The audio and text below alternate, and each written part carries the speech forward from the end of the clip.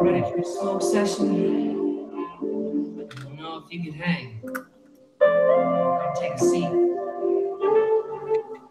I'll let the smoke fill up.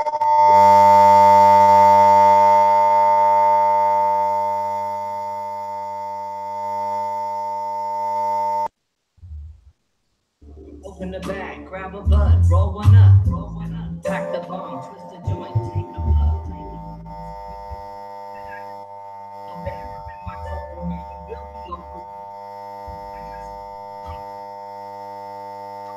Mountain salad, meaning every strain I got was getting mixed. I got the gift to grow, farm and dank. I watched the blunt go round the circle, I just couldn't wait to get it back, inhale it 2 more times, and then I pass it to the left so all the rest can get high. I wanna try everything you got on the menu. It was after the show, we were hotboxing the venue. The smoke was filling up the room from all the trees blazing. Keep your glass of wine, me, I'm into weed tasting. Me and my homies only want that sticky goo. Put some hash on the glass, watch it melt and let the smoke fill up the room. Fill up the room. Let the smoke fill up the room. Let the smoke fill up the room. I got some bomb, homie, come get me. Come at your blunt and take a puff with me. Let the smoke fill up the room. Fill up the room. Fill up the room.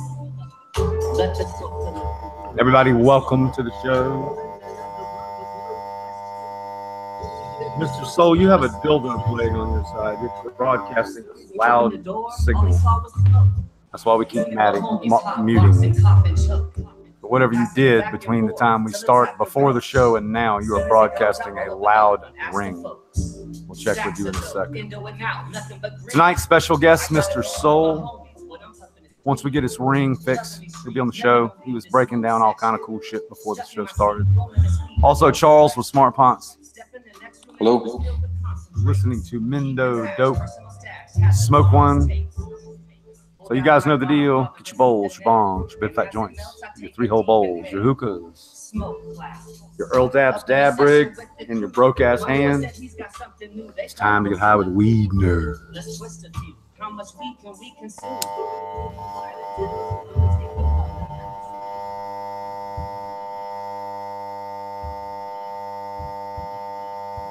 I think you might want to call him. I'll run the show till you get him. Just have him recall.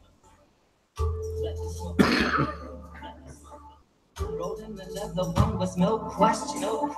Step in the circle of a smoke session. Let the smoke fill up the room. Let the smoke fill up the room. Let the smoke fill up the room. Soul, if you can hear me, Madiger's going to call you and walk you through a reboot. Until this is dry.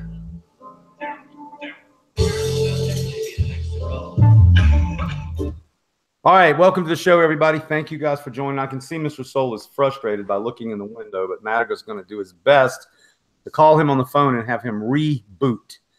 And when he reboots and rejoins, he will be back. So, interesting week. We have a lot going on this week. One of the things that happened is my dumbass just got too much. So the loan people were fucking with me. $289,000 loan that got paid off did not get credited. It was driving me fucking completely insane. The subcool.com site disappeared from GoDaddy into another account that I couldn't get into. I was trying to show Miss Jill tell her the amount of a check that's here in the house, and the fucking battery's dead in the safe, and the 2 insurance checks from the fire locked inside, and I couldn't get inside. And I was walking down the hallway, and I punched the wall. I would feel stupider if the lady in the hospital didn't tell me once a shift it happens, and also that almost every single person that I know has done it. The difference is at 56, my hand's not as tough as it used to be, and I caved in my fucking hand. I broke 2 bones. I can see Soul still doing the ear thing and the shout thing. He can't figure it out. He's going to have to reboot, and hopefully we can get him to do so. So other than that, this week, the grow is going fantastic in the pool. We are waiting for some new grids coming in. They're coming in Monday, and we're going to put them on top of the plants and smash them down. and strip everything from underneath the plants. It's a new way of growing, but we're looking forward to it because we're looking about getting between 3 and 5 pounds per light on the plant. So we're fucking excited as shit about that. The cages are huge when they come in. So thank God to me, I broke my hand so I can really assist everybody. And I tried to take this off of today and work with it, but I have to have this little piece by the pinky. And if you haven't seen the pictures online, this bone is shattered and this bone is broken. And the really pain in the ass part is it bleeds. And a little rant before we get started on the show. Jesus Christ, healthcare in this country sucks ass. I mean, I asked everybody, I was like, hey, you know, is there a good hospital here locally? And there's Mr. Soul back. Let's see if he's there with sound. I think when he plugged his earphones in, he fucked himself, if you don't know the truth of it. So anyway, I said, hey, do we have a good hospital? Yeah, Banner's good. So we go there. They check me in. The guy that charged me $300 on my credit card was extremely competent. That motherfucker was good at his job. A nurse came in, acted kind of a fool. Lady came in. They hung around a while. We need to transport you to another hospital because there's not a hand surgeon here. Okay. Transport me for another. I drive to the hospital. Thank God I don't spend $5,000 on a ambulance. And we get there, same thing. The guy that comes in to take the $300 on my credit card for the deductible, that motherfucker is a genius. He should be running the hospital. But then I sit there for 4.5 hours where they tell me that I need to go home and call a hand surgeon next week. So that's basically like 7 hours and about $4,000 or $5,000 for this. And I put it on and took it off twice. So if you're going to an American hospital looking for compassion, fucking hang that up because I didn't get it. Anyway, Monday or Tuesday, I go to a hand surgeon and he'll give me the option of surgery with pins. And in my opinion, what that means is that is a meeting to find out if you have insurance or not. So if you have really good insurance, then you're going to get pins and, you know, all that shit. If you don't have really good insurance, they're going to set it and put it in a cast. Does that sound about right? Because that's kind of how healthcare works. And the meeting is not to find out what I want. The meeting is to find out what I can pay for. I've been told to get pins. I've been told it's pretty fucking important. So that is enough on that. So a lot of people tell me I hope I feel better and I'm sorry and all this stuff. And the only thing I'll tell you like that is please don't say that. I'm a fucking dumbass. I cannot fucking believe that I was stupid enough at 56 years old to break my hand. Anyway, enough about that. I want to kick it over to TGA Will to bring you up to speed on what's going on with licensing here in Arizona and possibly in Nevada. What's up, big man? How are you tonight? I'm good. We're staying busy. I think we might actually have a really good week this week. So fingers crossed. We're in the final stages. I'm actually testing right now some of our sauce in the pen, and this is a Palm battery. I haven't showed you this one yet, but it's magnetic, so it just pops in and out. Ooh. I don't know if you can see that, and they're refillable as well. So there's our sauce being 10. But you want to know something? It may be too thin. So this is my third cart, and I had it in my pocket today, and I was just going around doing my thing. You know, I've been moving and stuff, so it's getting a beating in my pocket. I seen some sauce in the tip. So it comes in my mouth. I get just it may have leaked a little bit. In my mouth every once in a while. Did you know that? Not good. No, I know. Yeah. But look, I've drained this thing twice, and I want to tell you something else. A little R&D. We're doing R&D live with this thing. I refill this one. So the first time we filled it, I didn't fill it completely. Okay. So John came over today with his little jar, and I had him refill them all, ones for Tom and Eli, but I had him redo mine, and this one's been refilled now and then.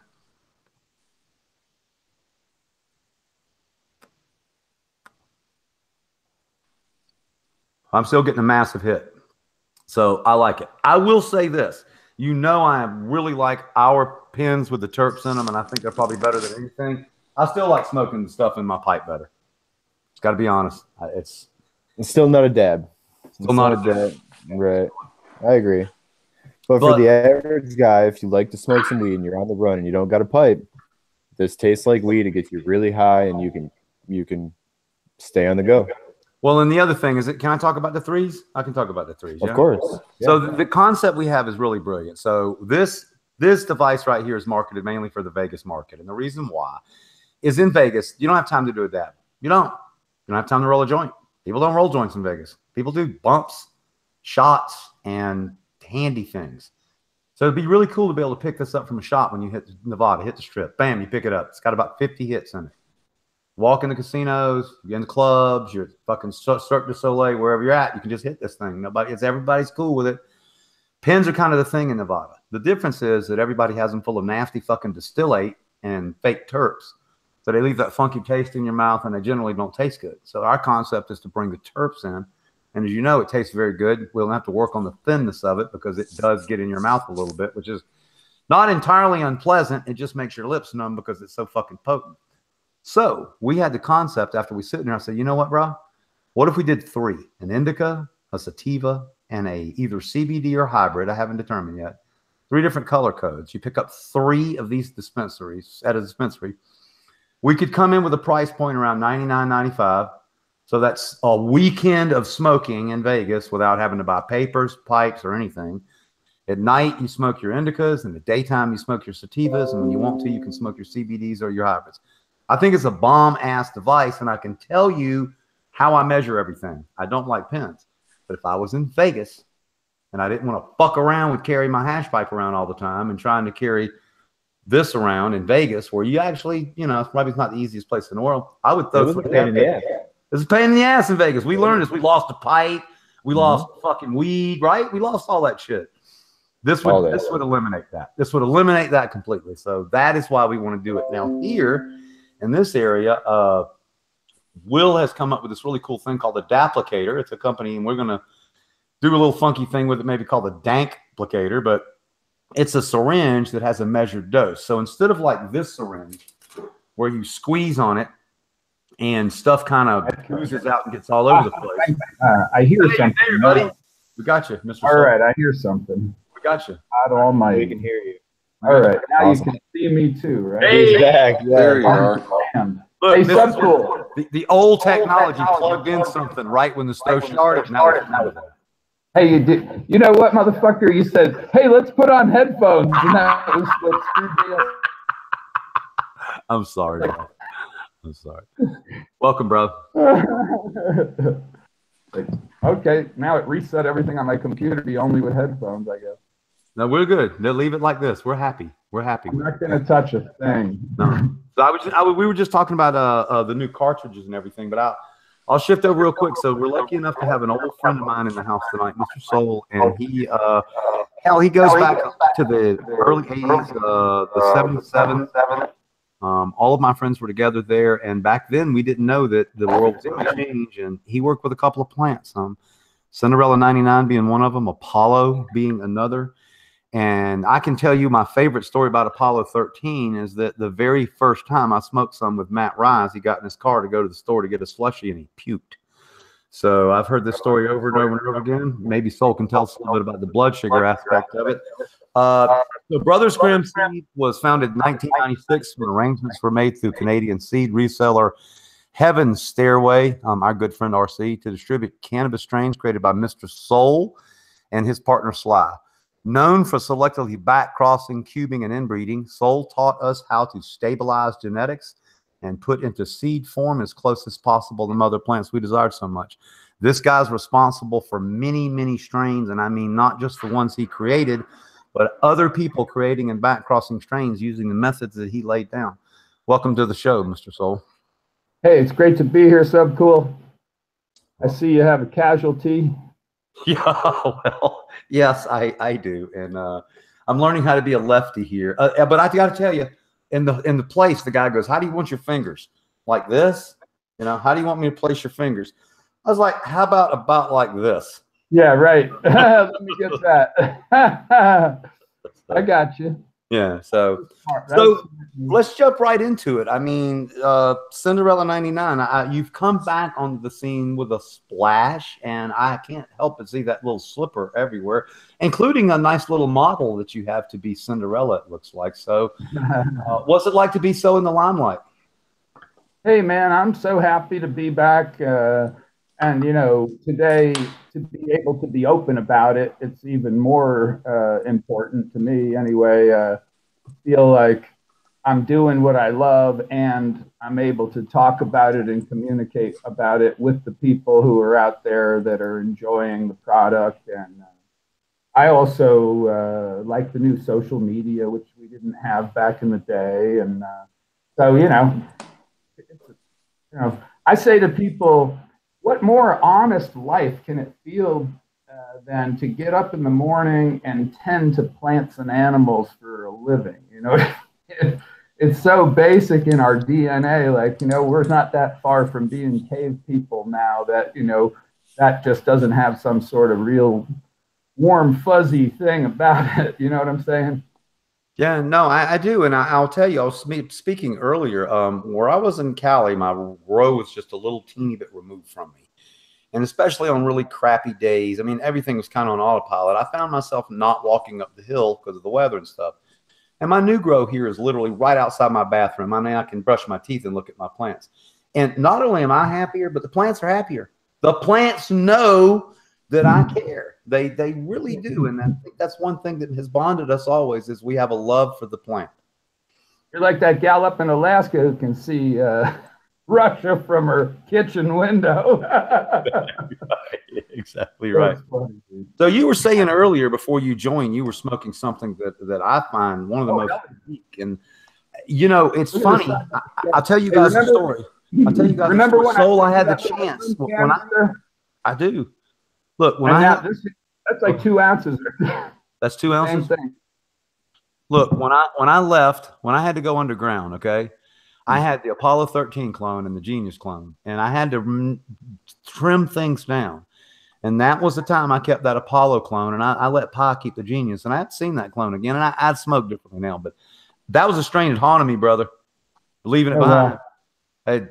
It's an amazing pheno. That one individual female as the sister of Princess, I mean, they have so little similarities and so many profound differences, and that Genius clone was being held for me all those years. I mean, we're talking a dozen years, right? Yep. You remember 180? Very well. Yeah. He was the one who said, dude, I hear you're back. I've been holding it for you. You got it right back to me. That's a brother, man. I mean, this is the kind of community that we came from, right? I mean, it was a handful of people. We're talking about having tens of thousands, 100,000 followers on Instagram right now, right? The 77 was literally, you know, fewer than 77 dudes all communicating over a really sort of a rudimentary version of the internet with like message boards and secrecy and, you know, how can we protect ourselves so that nobody sees what we're talking about? All that kind of shit. It was so cloak and dagger, wasn't it, dude? Oh, yeah. Hey, look, in the old days, you went to a website and you clicked on the third "the," and it took you into a forum, and then you typed your sentence, and then you hit enter, and then you waited a few minutes. And then you hit enter again, and whatever everybody else was saying would appear. It wasn't live. And you could go water your plants or come back and fuck off. And then eventually there would be Soul and Sly and Scoosh and Pi and AE77 and 180 and Northern Lights. And unfortunately, and one of the things you guys have to appreciate is a lot of us are dead. Like no shit of those 77 guys, man. The herd is thinned severely. We lost Scoosh. We lost Walking Dude. We recently lost a couple other members, but these people were the people that held the genetics. And I was quite proud when Soul did come back above to send him my Apollo 13, one of only 500 seeds that Airborne gave us, and Airborne gave us the clone. And then we kept the fucking thing alive. We said, well, Soul will come back one day. And I made Apollo 13 while he was gone. And then when he came back, I was like, all right, bro, you're back. Here you go. Love it. Right on. That is a beauty. There's some genius right here. The strain he's showing you guys will make your fucking heart pound. And I'm not kidding you when I tell you this. You can roll a joint of it and smoke it. And about halfway through, your heart starts pounding and sweat comes out on your head. I'm so sorry that I have such a high resistance. Uh-oh. We lost his mic again.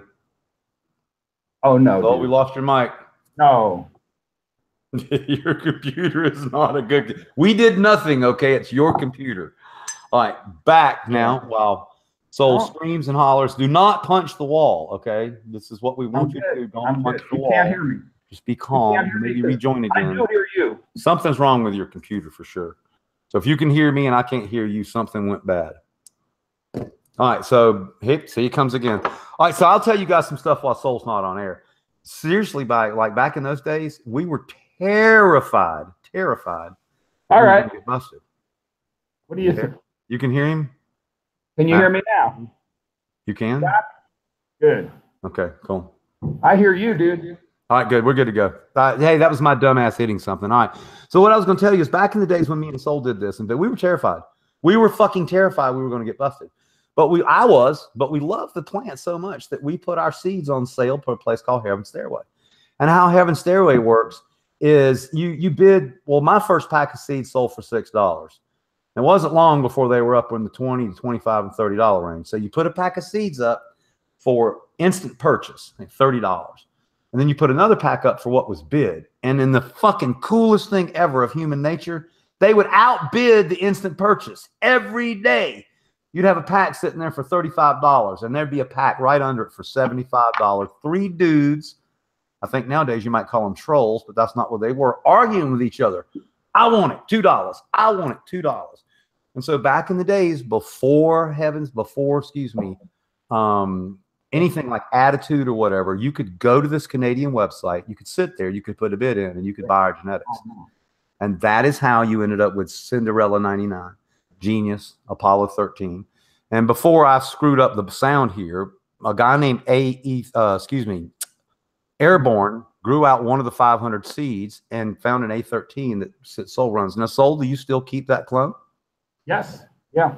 That's fucking awesome, dude. So what is your newest gig? I mean, Cindy's your thing, but you're definitely still breeding, correct? Oh, man, I'm doing some more real interesting things because, of course, as I look through my inventory lists and I start to notice a pattern like, this time C99 and that time C99, or, this one feminized with C99. You got to kind of break out of that and say, all right, what else can I do? And I needed to bolster the, what I call the base note, the indica side of things in my menu on Brothers Grimm. And so I grabbed the Airborne G13 as kind of a thing that I like from that side of the equation. And I started working with that, and I like it as a bud that, you can just smoke the Airborne G13, and it's an awesome smoke. There's some things about the structure of the plant that I would change, and I thought it really went well with the Genius, you know what I mean?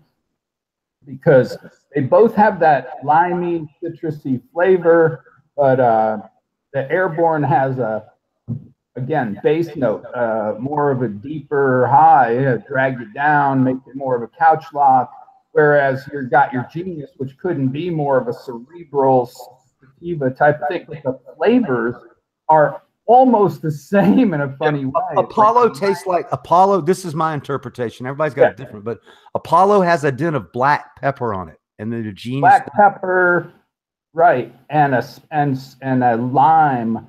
To me, anyway, that the Genius lime is more of a peachy or a more of a soury fruity, yeah.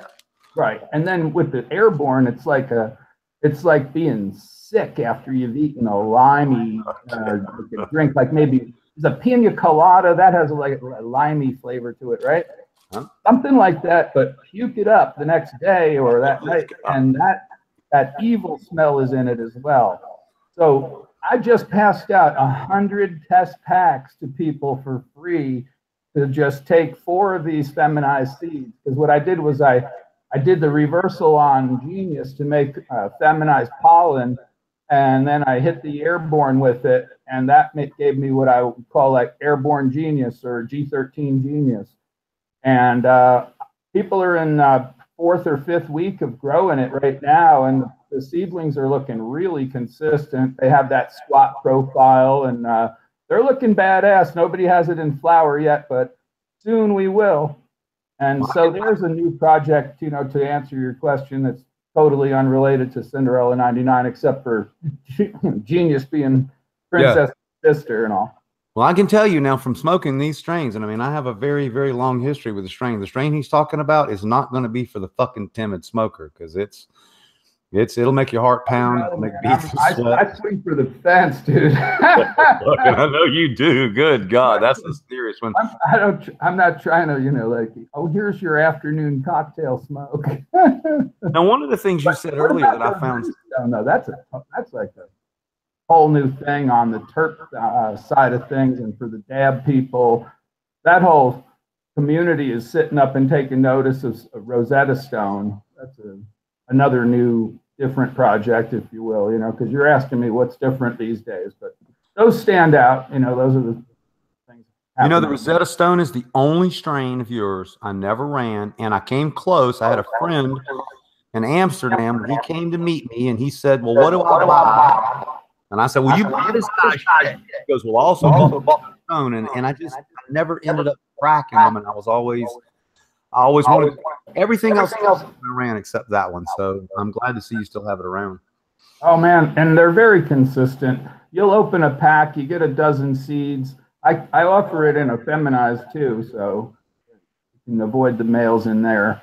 But those are some super sativa leaning, but heavy yield, early flowering. I like to say, the pheno I look for from those seeds is a Jack Hare, but faster flowering and bigger yield, exact same flavor and high, which is, to me, I love it. I always tell people I'd love to have a men's cologne created around that Rosetta Stone aroma. No, I agree. I'd wear that out. I'll tell you something else, and it's not some emergency soul, but you sent me a feminized Cindy, and I know my thing on Cindy. But I thought it was a good fun, so I sent another pack so I can put them in my grow room. You're the only person who has fem seeds in my grow room. Amazing. So I also understand that you are, well, you have a brand now, and you sell your flowers too. And I know in Colorado, the flowers. Well, it's not here in Colorado so much as I have an organization in Nevada that picked up a license with us to brand Brothers Grimm seeds, but they're using Brothers Grimm cannabis products because, of course, it's the flower extract or anything else. And we provided the seeds, clones, and such, and know-how consultations with them to make sure that they're doing everything up to snuff. And now all throughout Nevada, they provide bona fide Brothers Grimm products in licensed packaging that you can easily recognize as ours with our logo on it, and we endorse it. So that's cool, and I'd love to see that be sort of promoted in other legal states and give other people the opportunity to get licenses like that in other states, and we're working on it. I think, things grow organically when it works right, and right now it's growing at the right pace. And I'm seeing the right connections being made, and being connected with you always helps too. And I appreciate all our conversations to that end. Very good segue. So I've got to tell you guys that Soul is extremely magnanimous. And, he shared his contract with, me and Will are also doing something similar. And I can't talk shop here, but I can tell you that our contract in certain areas allows us to bring someone like Soul on a work for him. So I can't say we're going to work together. I'm not saying that. I'm saying down the road, it would be nice if we had some Soul flowers in one of the projects in one of the states that Soul does not work in, and we made an avenue for it. So is that easy enough to say, Will? We made an avenue for it, if possible. So totally one of us, Northern California, or Soul's not in. We have the ability to bring somebody like him on. I can think of, I always going to have a heart on for something like a product with me and Soul together, collab and so I'm always going to hope one day we can have that. I also want to talk about, if you don't mind, the old days, back in 77 when we were doing. So when did you went to Europe? So can you tell us more about that? Because I don't know the story. Well, we started out, Sly and me, he's out in Vegas, I was in Boston, and when we kicked it off in 96, it was really the end of 1996, beginning of 1997. So you figure we had all of 97, 98, 99, 2000, 2001, what's that, 5 years, right? And so we had said in the beginning, 5 years is probably a good run. And in this climate of prohibition, you know, in those days, you thought, if you push your luck too long, it's not a good thing. You're likely to get busted or something. And so right around the 5-year mark, coincidentally, Sly calls me up, says he thinks our, how did he put it? You know, our cover was blown or something because of a package that he thought was intercepted and something funky about he was spooked. Right? Yep. So calls me up and I said, that's all I need to hear, man. I'm dismantling everything. And I tore it all down, brought it to a junkyard and threw out all my equipment and just closed it up. And I can remember thinking the whole time, like, I'll be damned if I'm not turning off a money generating machine here. It's like the craziest thing to do. But property value had gone up so much on the house I owned there in Boston. My wife and I, who was Belgian, we decided, let's go back to Belgium, sell the house, take the profits and run. And so we did and stayed over there a few years. I came back to the States because I have children from a divorce and I wanted to be close to my boys and see them grow up, you know, closer. And I didn't come back to the business for a while because I felt like there's probably not enough money in it. And I'm a nuclear engineer. I have a master's degree and I had, 15, 20 years experience. And I could be making good money in the straight world and not risk anything, just buy weed if I want to smoke that at night. You know what I mean? Which obviously, it's like losing a part of your soul. No pun intended. That's a big part of who I am doing this. So when I got the opportunity after a few years to realize that it's legal in certain states, I could reopen my company. What the fuck? Let's bring it back on and do what I love to do. I was getting sick of being an engineer at that point, and it was a perfect segue for me to come on back. And some really cool people in the community were still holding things for me, and I still kept old seeds. And I just got, rolled my sleeves up and came right back in and waiting for the fences again. And 2 years now into it, people are really loving the output from Brothers Grimm. They've got the original C99 back and many other new strains. I love the Princess Haze. I can't say enough. Queen of Soul that comes right in after that, and many new strains that I just feel like this is the stuff that would have followed, when I was doing C99. I certainly wouldn't have just sat on my laurels there and said, okay, I've done this, right? So what's next? The stuff I'm doing right now, it's just, there was this lapse in time of about a dozen years between. I got to tell you this story from my point of view, okay? So I knew you were an engineer, and I knew you were a super, super smart guy, but I didn't know that. I mean, you were words on a face. I didn't know you were such a cool and debonair young man. And so you're just this guy. So if I hated you in like a fucking lab coat or some shit, And so I figured you got scared of the industry. That part I knew. And I figured you went off and you were like, building some kind of nuclear plant and you just didn't give a fuck about weed. I mean, I didn't know that much about you. And so I thought we lost you to like the fact that the drug war was too. Little did I know that you were being smart. You got out of it when it was really scary. And I did get arrested right after that. But then when you saw the political climate change, you did. I got to address the echo. Look, guys, Soul doesn't wear headphones and we don't want him to. Okay. Don't do anything, Soul. And I didn't have my headphones in because my fucking hands broke and it's hard for me to plug them in and plug them out. But I plugged them in. We're back. Sorry about that. Apologize. One more thing I want to talk about is Overgrow just a little bit. Soul, did you catch any Overgrow? Uh-oh, I got to unmute him. Can you unmute him, Matt?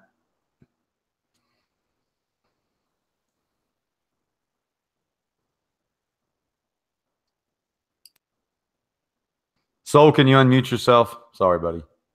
It's on your little thing. You should. Okay, there you go. Okay, Thanks, I got you. So you left it in my control. I thought you had control there. Now, where were we? You were asking about Overgrow. Yep. I was not on Overgrow much.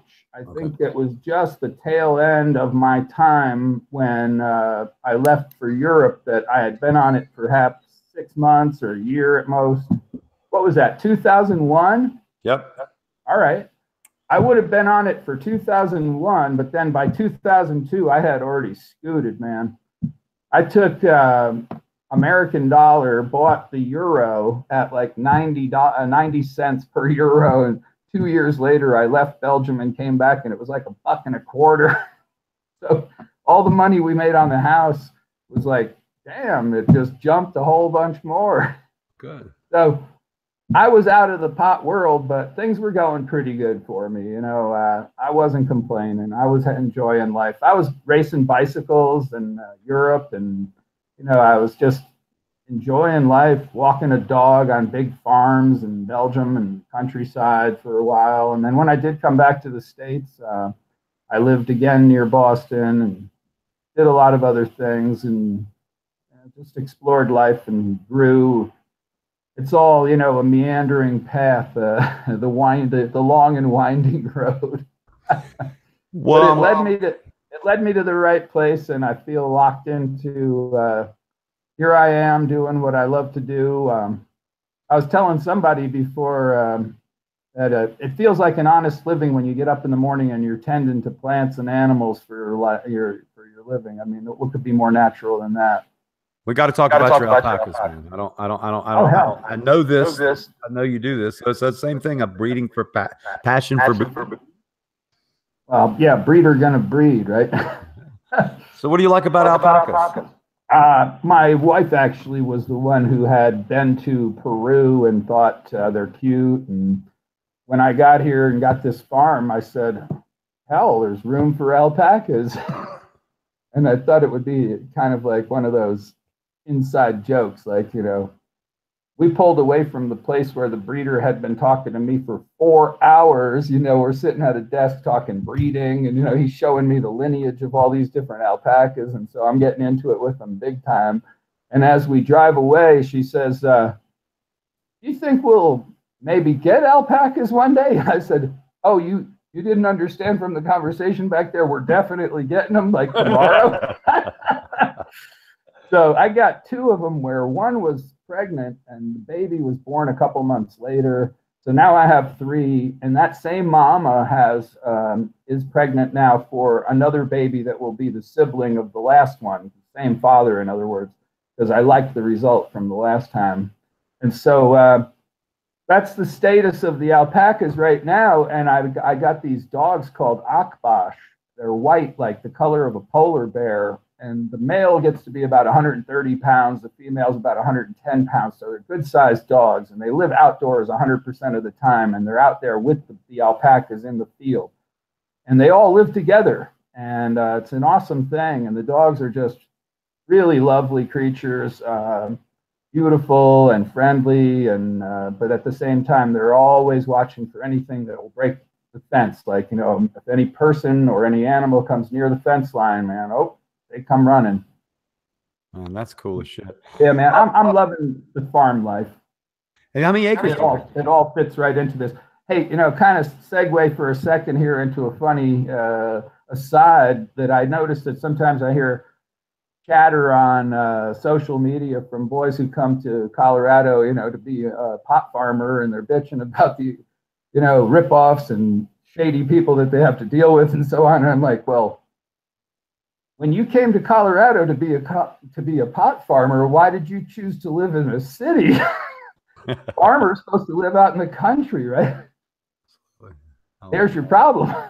I like it. So, hey, one of the fans wanted to know a little bit, and, you know, this is that mystical breeding lore, but the G13 that you used, can you talk about where you got it from? Yeah, that's the airborne G13. That's what I thought. So, but I knew he was going to answer that. So to you guys, this is magic. To us, it was just some fucking dude.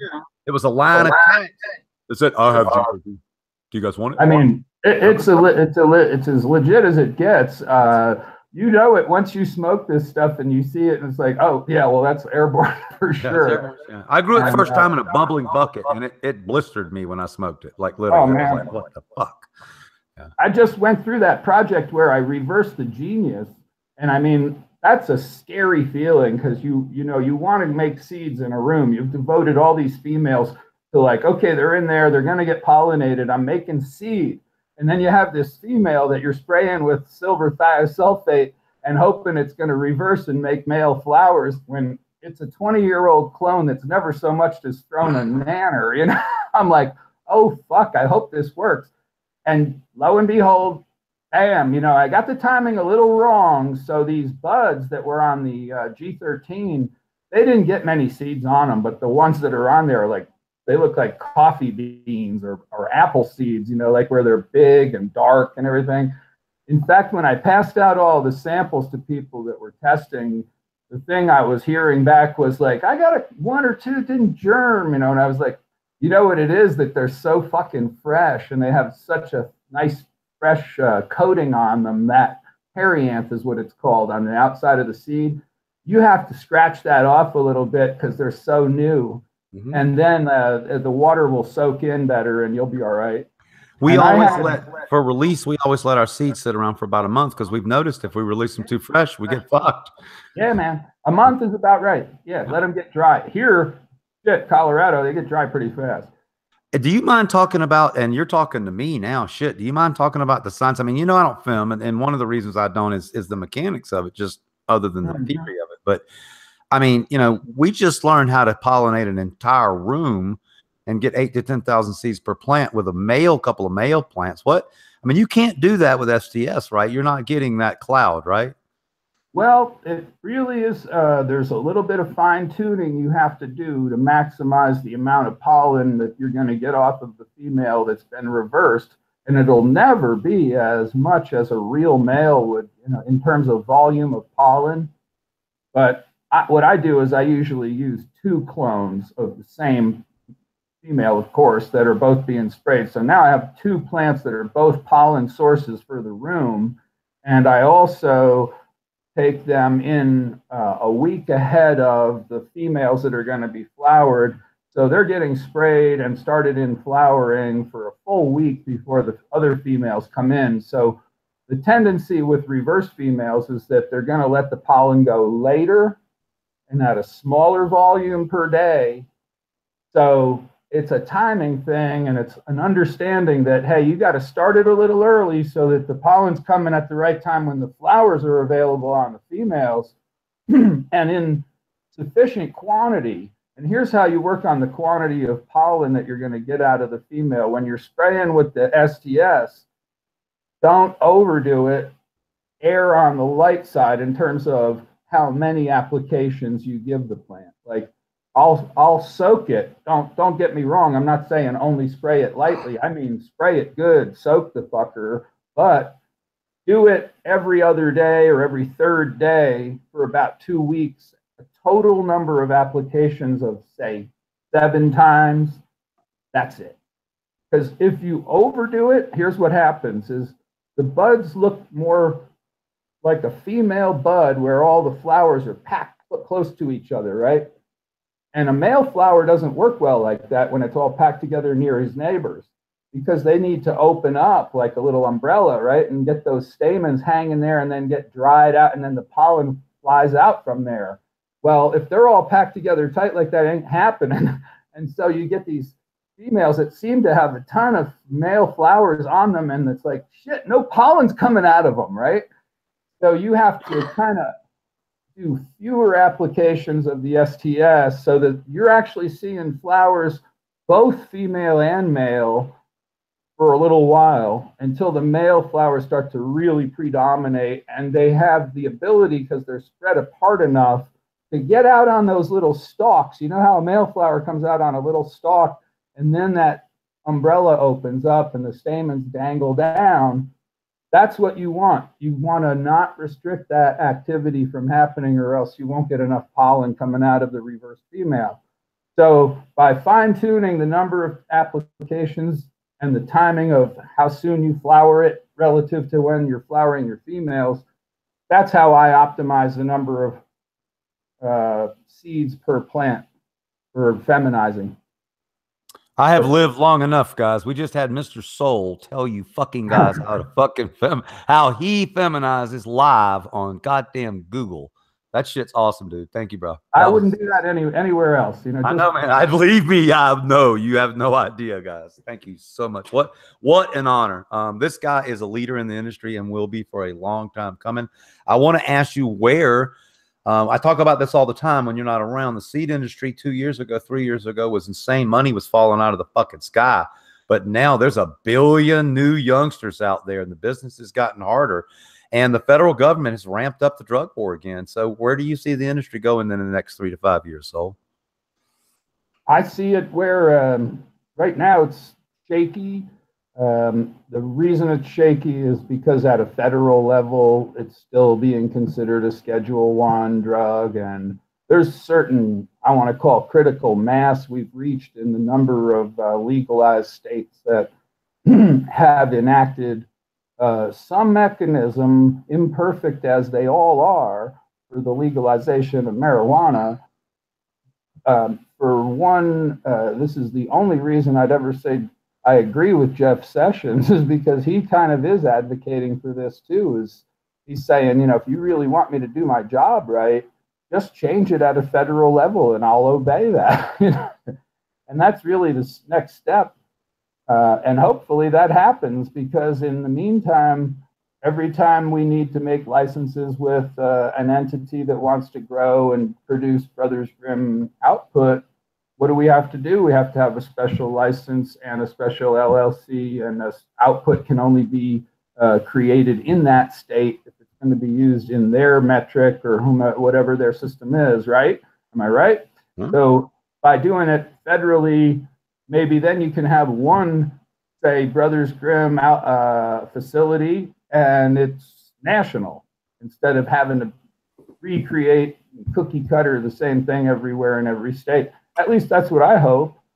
That's something we were thinking about. But I mean, what happens when you have several licenses all over the state, and then federal legalization happens, and we get things like e-commerce, and then we're going to have our own licenses potentially battling each other.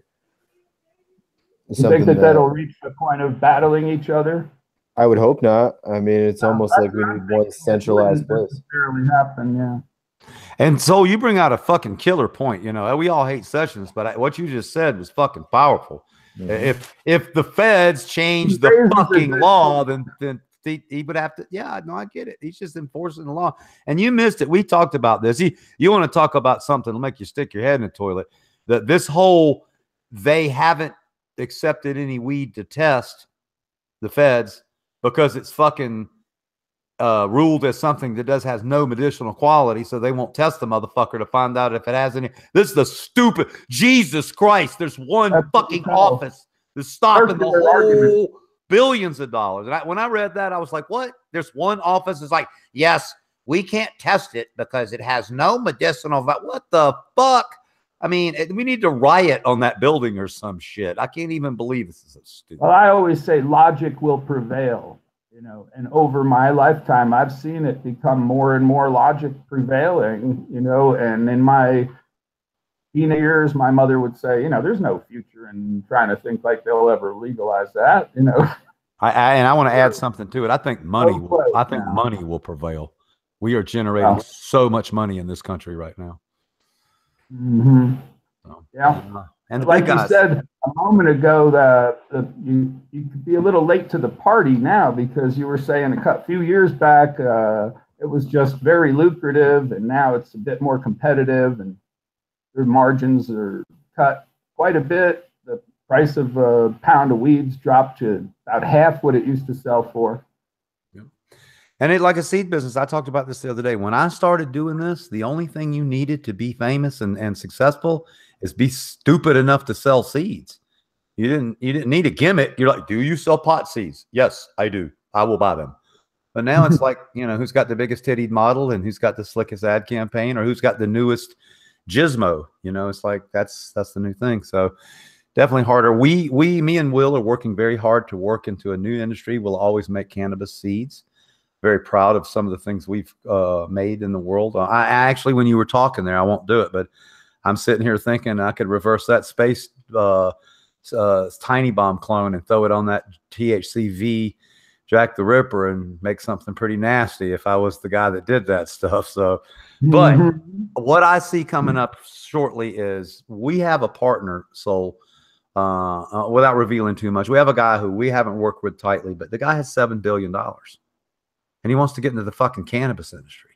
And that's why I think the world's fixing to change. A guy like that who has made that kind of money in another industry, and he wants to bring his money. And these guys are doing it for the thrill. That's not why I did it. I did it to change the world. And I'll tell you guys, if you haven't heard me say this, me and Jill changed the world.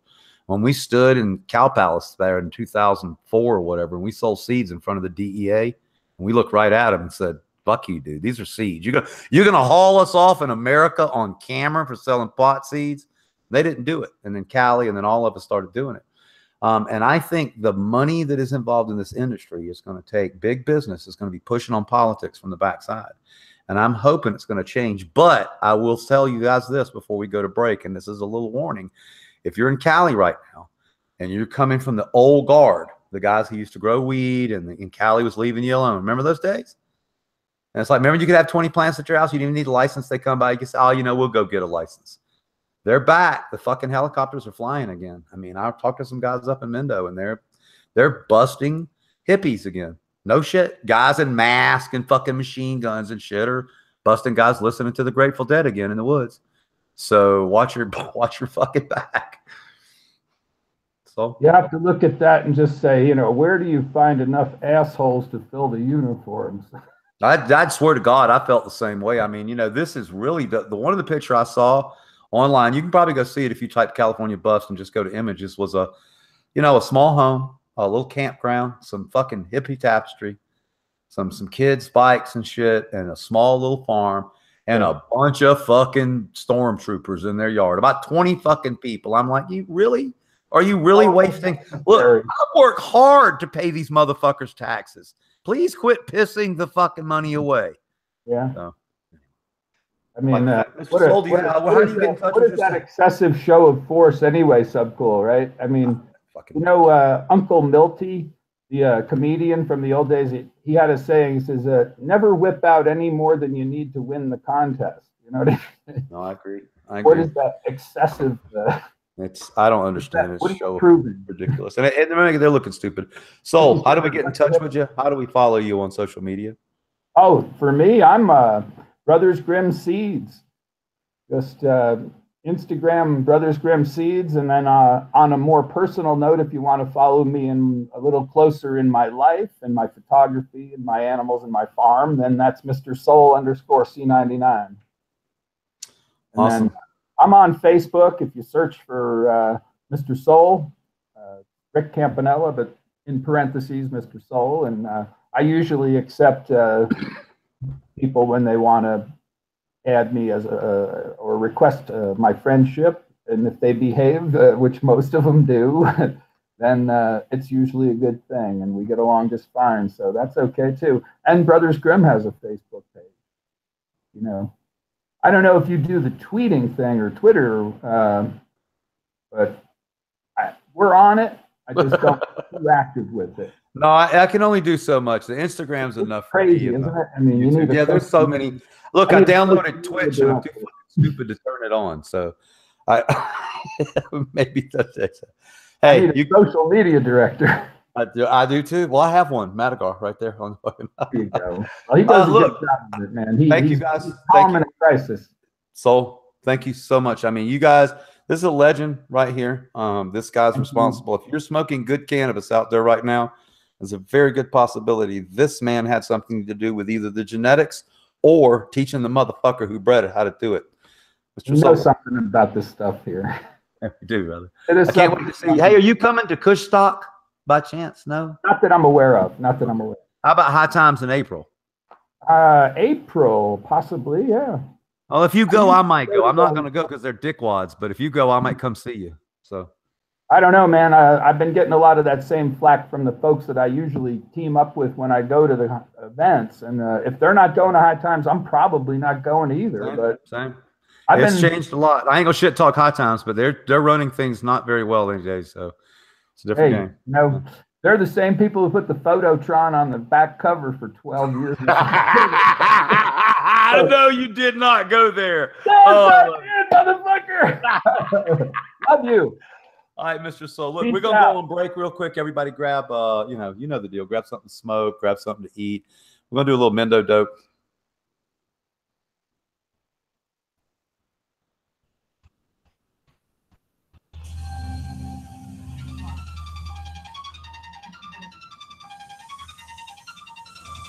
The facts on marijuana. Marijuana does bad things to your heart and lungs. People who smoke marijuana can get sick more often because it hurts your body's power to fight disease. Marijuana gives you bad breath and stained teeth. It can make you overeat.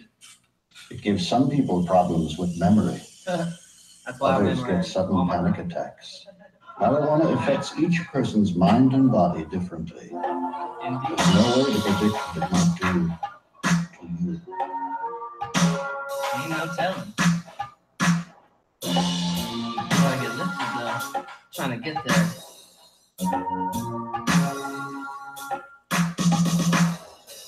I'm under the moon, but I'm on the way. I'm dropping these high-grade bars when I'm under the stars in the Milky Way. I'm higher than Orion's belt in the third dimension since back in the day. Right now I'm trying to get there on doobie snacks and backward raps of Cuvée.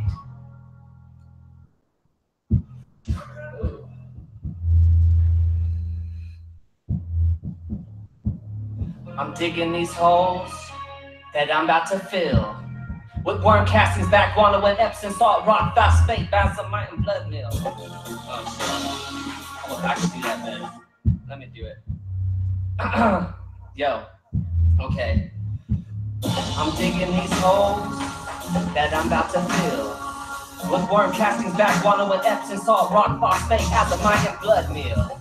Call it a super soil recipe. Calling Bama weed out like a referee. I'll smoke weed to the death of me, passing to the left of me.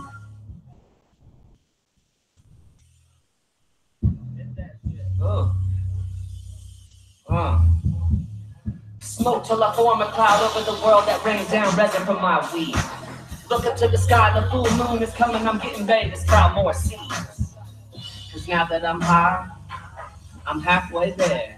But I still got more to climb. I might be out of my mind, I'm just a NorCal bear. Rare as a bird of paradise in the jungle. Gone on some full melt bubble. Traveling through the atmosphere, I get at your ear soon as the weed gets crumbled. Gravity keeps pulling me up, they can't knock me down from my spot. It's midnight when I landed on a full moon, now I'm looking down from the top.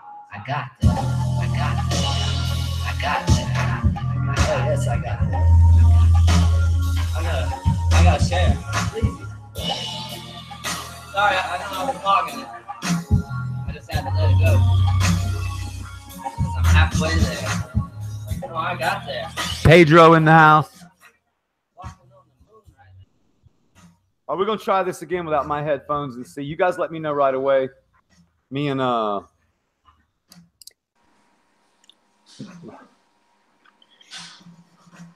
Soul were having a brutal fucking problem. I think it was your voice coming through his computer. Yeah, it was. And then reverbing. All right, how are we now though? Is everybody we better now? Good. All right, cool. But look, seriously, guys. You know how people act. You know how people look up to me and shit.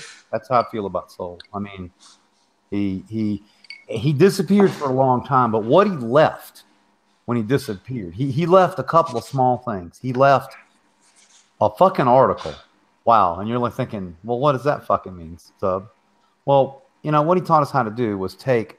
By the way, Charles, thank you for being so patient. We'll be with you in 1 second. Oh no, man, I enjoy listening to you guys, understand man. what just happened, right? You understand. Yeah, no, I was enjoying it. Not as much as you maybe, but I was really getting a kick out of seeing you guys interact like that. I'm happy I was here. All right, thank you, brother. So here's the deal. Okay, so we're gonna follow me here. I'm gonna give you guys 10 minutes on cubing. Okay. Soul writes better than he talks. If you and I'm not being a dick, but let me tell you, this is how it works. A plant. We're going to take, let's take Jack's Cleaner. Okay, so Jack's Cleaner. That's A. And we're going to take B. So B is going to be Space Queen. Okay, so then we're going to take those two plants, we're going to cross them together, and we're going to make C. And C is Jack the Ripper. Okay, And so then we're going to take that plant and we're going to take a male from that plant and we're going to cross it backwards times the Jack's cleaner. And that's going to be D, or Pandora's box. And the reason that Pandora's box was name changed was because I didn't want you guys to know I was doing a backward stabilization. I have a different theory of breeding than Soul. I'm certainly not knocking that motherfucker because it's A13 to knock your face off. I like a little bit of the poly. And then I work it down. I do more of a selection and then a test theory. But having said that, Pandora's box was awesome. What we found with Pandora's box is a stabilized version of JTR. So we had this phenotype called Lamango. And that's the male we use. So anytime you have a set of plant seeds that you grow them out, you're going to end up with female plants that have characteristics like Lamango. It tasted like mangoes or lemon, or the sandalwood one, or the one that tasted like bitter lemons. And we give them names as breeders or numbers or something like that. Well, believe it or not, the males are the same way. In the lineage of the males that you can't see because males don't have a fucking color code or a paintbrush next to them, it's the same way. There's a male that is Lamango. There's a male that's sandalwood. There's a male that's bitter lemon. And your job as a breeder is to go in and find those. So I always felt myself to be more of a skilled selector than a hard worker, if everybody's following me on this. So what I would do is I would go in and find the parents that I like the most and work them. I would take the parents that I know don't hermaphrodite. Never work a male plant that gives you shit in the female line. If the females are producing bananas, then the males will produce a problem when they're breed on line. What Soul and Sly and Vic do, and it's fucking awesome, is they take a strain that they love and then they outcross it to another strain and they back cross the dog shit out of it until the seeds they are selling or producing or growing are the exact same thing as they started with. And it can take years to do, and that's why I have so much respect for it. So C99 was not C99 to start with. It was two plants, and that's a 50-50. And your second cross is a 75, and that's when you got P75, Princess 75. And I want to tell you, that set of seeds would knock your fucking dick in the dirt. And as a breeder, I would have stopped there. Are you guys with me? Because P75 was producing, like he said, these puke phenotypes of peach that were fucking 29% THC with CBG and CBD. I mean, it's really wicked lime and lemon phenos with so much resin on the stem. It came off the top, but they didn't like that. They continued on to the cross. They picked the most. They went through 100 seeds and they picked a female that was the most like the characteristics that they wanted to pass on in the traits. And then they back crossed it again and they got P88. Most of you guys would have never had P88. I happen to know Soul, so I fucking was able to get a pack of them and grow them. Never went in a package. And then one more time, we're going to back cross it. You got it? One more time. We're at number 6. And you're at P99 or Cinderella. She was a princess all along the time she was worked. And so that was going on the whole fucking time that I knew the cat. And it was going on in a hidden forum. And basically Heaven's Stairway. Heaven's Stairway was the predecessor to Overgrow. The guy that owns its name is Richard Carlissian.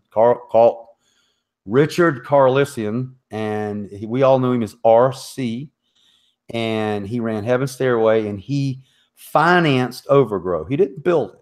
Shebang built Overgrow along with AE77, and AE77 is Mr. California Orange. So when I tell you guys that like these guys are the godfathers of this business, I'm fucking serious. I mean, this old hippie motherfucker not only used to send me 50 hydrocodones in the mail for an ounce of weed because he liked my weed, life's a bitch.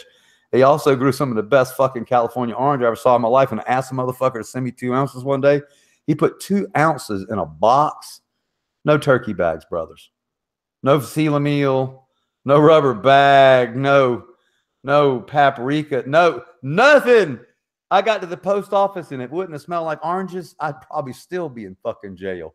I walked into the Wilmington Island post office and the whole fucking place smelled like oranges. I was like, oh shit, Eric. And that's the guy that wrote the code to Overgrow because he happened to know how to write. as Dookie said, 77 built the U.S. seed industry. These guys, for all their, I mean, Rick's a lot flashy. He's really into girls and he's flashy and he's a funny guy. He's like a sales guy. And he's one of the smartest motherfuckers you ever met. Did y'all miss that he's a fucking engineer? Y'all caught that, right? He's a fucking nuclear fucking engineer. So, yeah, he's kind of smart. So, anyway, that's enough knob polishing. The fact that we had this guy on the show is amazing. I want to kick it over to Charles, who probably is responsible for growing more weed right now in America than damn near anybody with his fucking smart pots. How you doing, bro? Good. How are you doing, man? Thanks for having me on here. So I first heard about you when the Mendo Dope Boys, and it's really cool because, by the way, I owe you an apology. You have sent me a lot of shit, and I've never talked to you before. And I mean, those 600s you sent me up to the Santa Rosa house that burned up in the fire. I mean, those things were gorgeous, and I saw 1,000 one time at the boys' house. That's ridiculous, right? How did y'all start thinking about doing something that big? People ask, you know, it's we're made in the USA. We make everything in our home office. You know, we have a manufacturing plant, and you know, we're just a small company, so it's easy to stop and do something crazy for somebody. And I guess it's been about 5, 6, maybe 7, 8 years ago. Somebody said, "Hey, can you do 1,000-gallon?" And we laughed and we're like, "How many plants are you going to put in there?" And he goes, "1." I'm like, "Well, then I'm definitely gonna give it to you too, because I want to see that motherfucker." Now you've seen the pool, right? Yes, I saw it on online on social media. Yeah. No, look, we're having a blast, and this is cool. This is tech talk. We've learned one of the first things that people said to me, the naysayers. So the first time I talked about growing in the pool, half the world thought I was cool, and half the world said, "Oh, you're crazy. You're a fucking idiot." Well, I am an idiot, and that's another story. But one of the things they said is your smart pots are going to stay too wet because you're not outside and the sun's not going to dry them out. And I thought about it because, like in California, and that sunshine comes from over here, it goes up, it's fucking hot, it comes down over here, and it dries that pot out nice and neat. So before we put them in the kiddie pools, we put about an inch and a half. Will helped me. Hell, Will did it because I can't lift shit. Hydroton. So we put some of those little clay pebbles in there, and it sits on top. And the way we water our plants is we literally lift one side and we stick our hand underneath. As long as it's moist under there, and I mean, when I say moist, I mean just a little moisture shows on your hand, on Dred's hand, we leave it alone. Because a pot that big indoors in an air-conditioned building, I mean, it's 78 in that room, we can't overwater. And so the way we've overcome this is by tech. I wouldn't use a watering system on them because, again, you need to be touching these things. So at first we started putting our hand down the side, you know, right on the side of the smart pot and kind of sticking it down and testing it from the end, which, by the way, smart pots are great for no-till because you can kind of, it's a fucking ecosphere, man. Mine are huge and they got like cover crops. Today we saw worms eating fucking leaves. Y'all want to see something badass? You walk over to the garden and you see some shit crawling around in your pot. You're like, "Oh, he's motherfucking eating cannabis leaves." So I wanted to pass that information on you. Well, you can run these big pots indoors, and as far as the overwater, you just got to use a little tech. We put our hand down there because if you were doing a standard every 3-day watering, you probably would overwater because it's hard to grade what a 100-gallon pot is doing indoors. The thing I'm the most excited about it is, as I told you before, I want to get more because we're going to need more under our license. But I want to put one in the corner and I want to fill it with herbs. I want to use all the herbs that bugs hate. So that's, you know, chamomile, cilantro, there's lemongrass, there's garlic, there's 4 or 5 different ones. And number one, you could eat with them. And number two, what a beautiful representation. You know, I've been shooting your pots all fucking year since you sent them to me on Instagram, on social media. Yeah. So we need to get some with some purple and some shit going and some herbs. So that's next on my thing. And I am not ashamed to tell you that while the pool, we hope, is profitable by square footage, we're not out to make money off the pool. The pool is serving 2 purposes for us. I spend a lot of money on cannabis, and so I'm going to turn a large portion of it into my medicine, which is oils, crystals, and stuff for me, myself. And when I landed here, I noticed there is a lack of 100% pure charity here. And I'm not talking shit, but wherever I've ever gone in my life, we give stuff away to people. And there's a lot of sick people here. And RSO is really expensive here. This is 5 grams, was 5 grams, and it's $125. So one of the things we want to do with our crop indoors here is hash the entire thing and make RSO out of the leaves. Because you can make RSO from the stuff I throw away in my recycle bin. So having said that, the company itself is kind of paying for our grow. I mean, people say, look about that open space in Sub's grow room. Well, we think of it's fun. So if you ever come by and you're in my area, come by and come in the room. We're almost finished with a dab bar. So instead of people going in the room and tracking in bugs and germs and shit, we have a door that's going to just open up, and you'll be able to sit there and have a bowl with a fan above your head and look into the grow room and see what's going on. And as importantly, check out the tech. Now, I'm going to let you talk in a second. My next trick here is I'm going to take a bucket, and a friend of mine told me you cut the bottom out and you take a saw and you make like teeth on the bucket. And then when your plant's done this year, you shove that bucket into the Smart Pot and spin it, and you cut the plant out, if you can imagine. Using that 5-gallon bucket, you stick it down in the soil and spin it and cut the center of the plant out. And then you reuse the Smart Pot.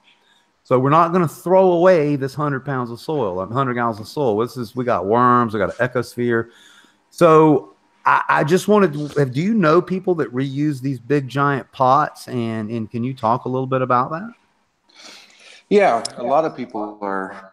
I mean, one thing you remember once, when you harvest it, a lot of the roots are going to break down and compost down, especially if you're doing a cover crop or you're doing no-till or you're amending the soil.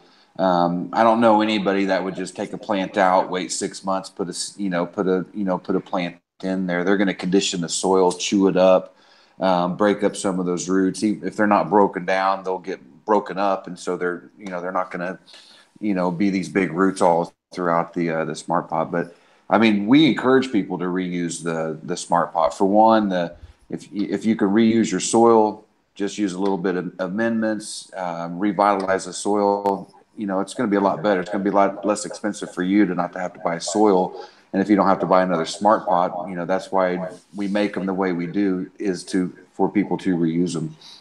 They're tough as shit. I mean, I don't know if you've seen the pictures of my land up in Santa Rosa, but some of them burned. Fuck, so did my house. But there's a couple of Smart Pots still on my land in Santa Rosa, I swear to God.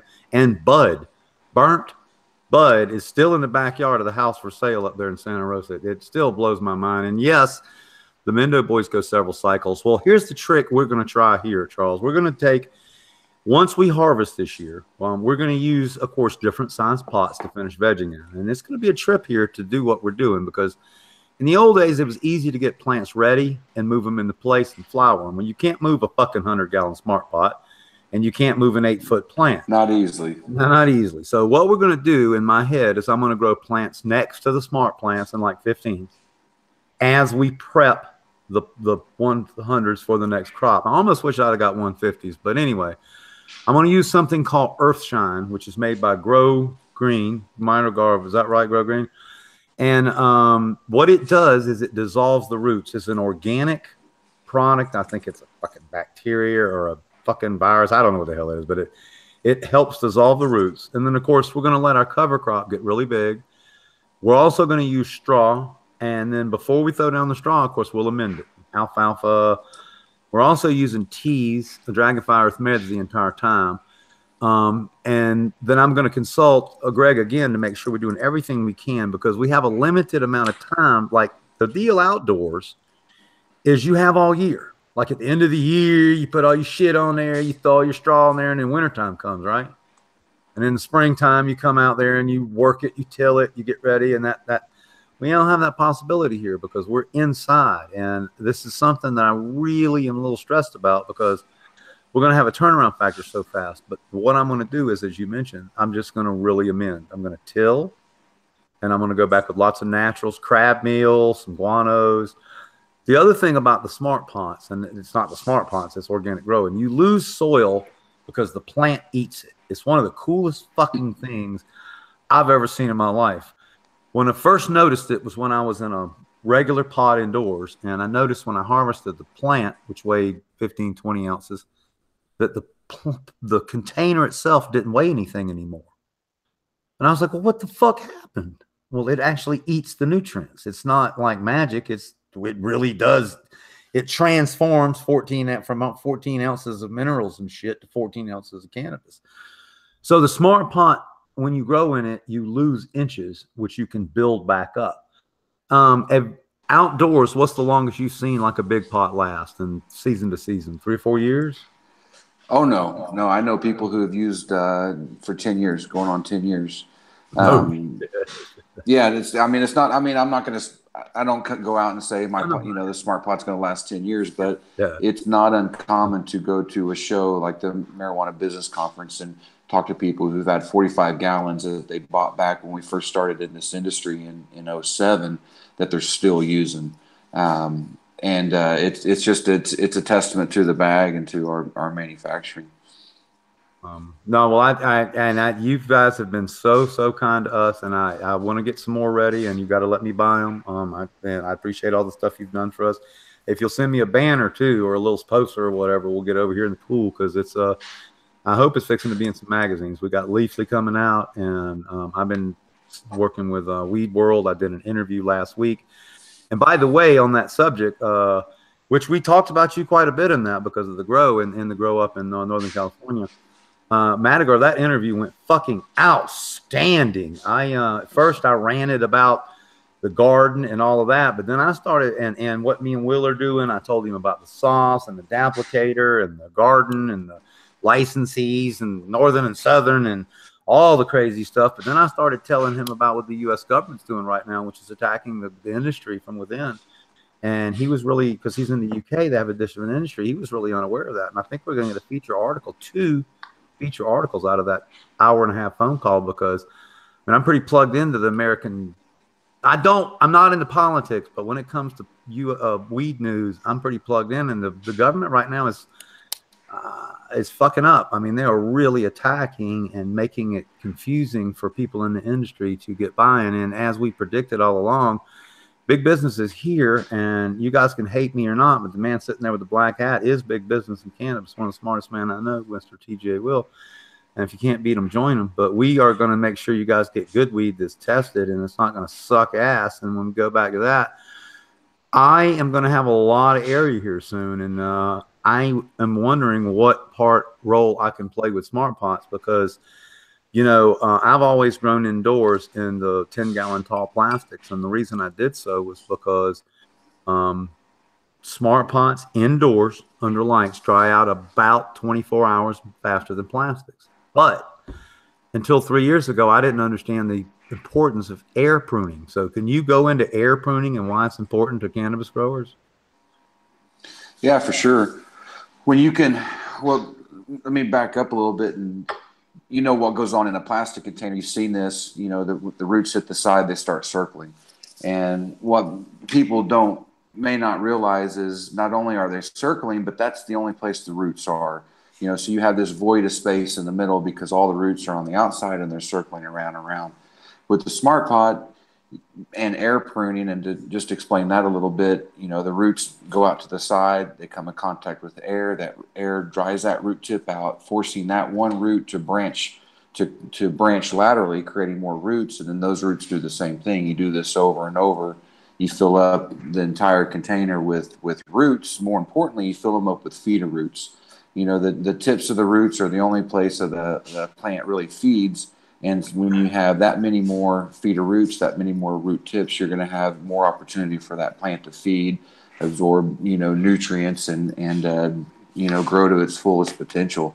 I've seen plants, full-size plants grown in 1 gallons, and that same genetics, that same species, that same plant grown in 100-gallon, that much bigger. With plastic containers, you're not able to do that because that plant will choke itself out. Long before, because it just doesn't have any more room for those roots to grow. And I didn't understand this for the longest time. I mean, I really didn't. I stuck to that one thing, which is what I told you, and that's why I wanted you to speak before I went on. My thing was one in the old days. Here was my thing. I've been growing cannabis my entire life, and I've been a slave to the cannabis. I didn't want a drip feeder. I'm not that grower. So with a plastic plant in my old garden, I could go 4 days, which means I could fucking go somewhere on the weekend. And one time I tried smart pots, which was a long time ago once before I understood.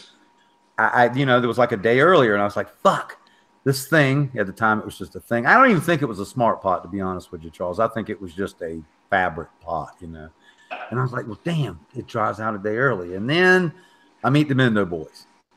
And they're like, well, you're not going to use a hard pot outside, dumbass. I was like, okay, well, that makes sense. And then I started reading about air pruning. And I was like, well, wait a minute. So instead of spinning around the pot, as you said, and I had a plant one time that taught me this.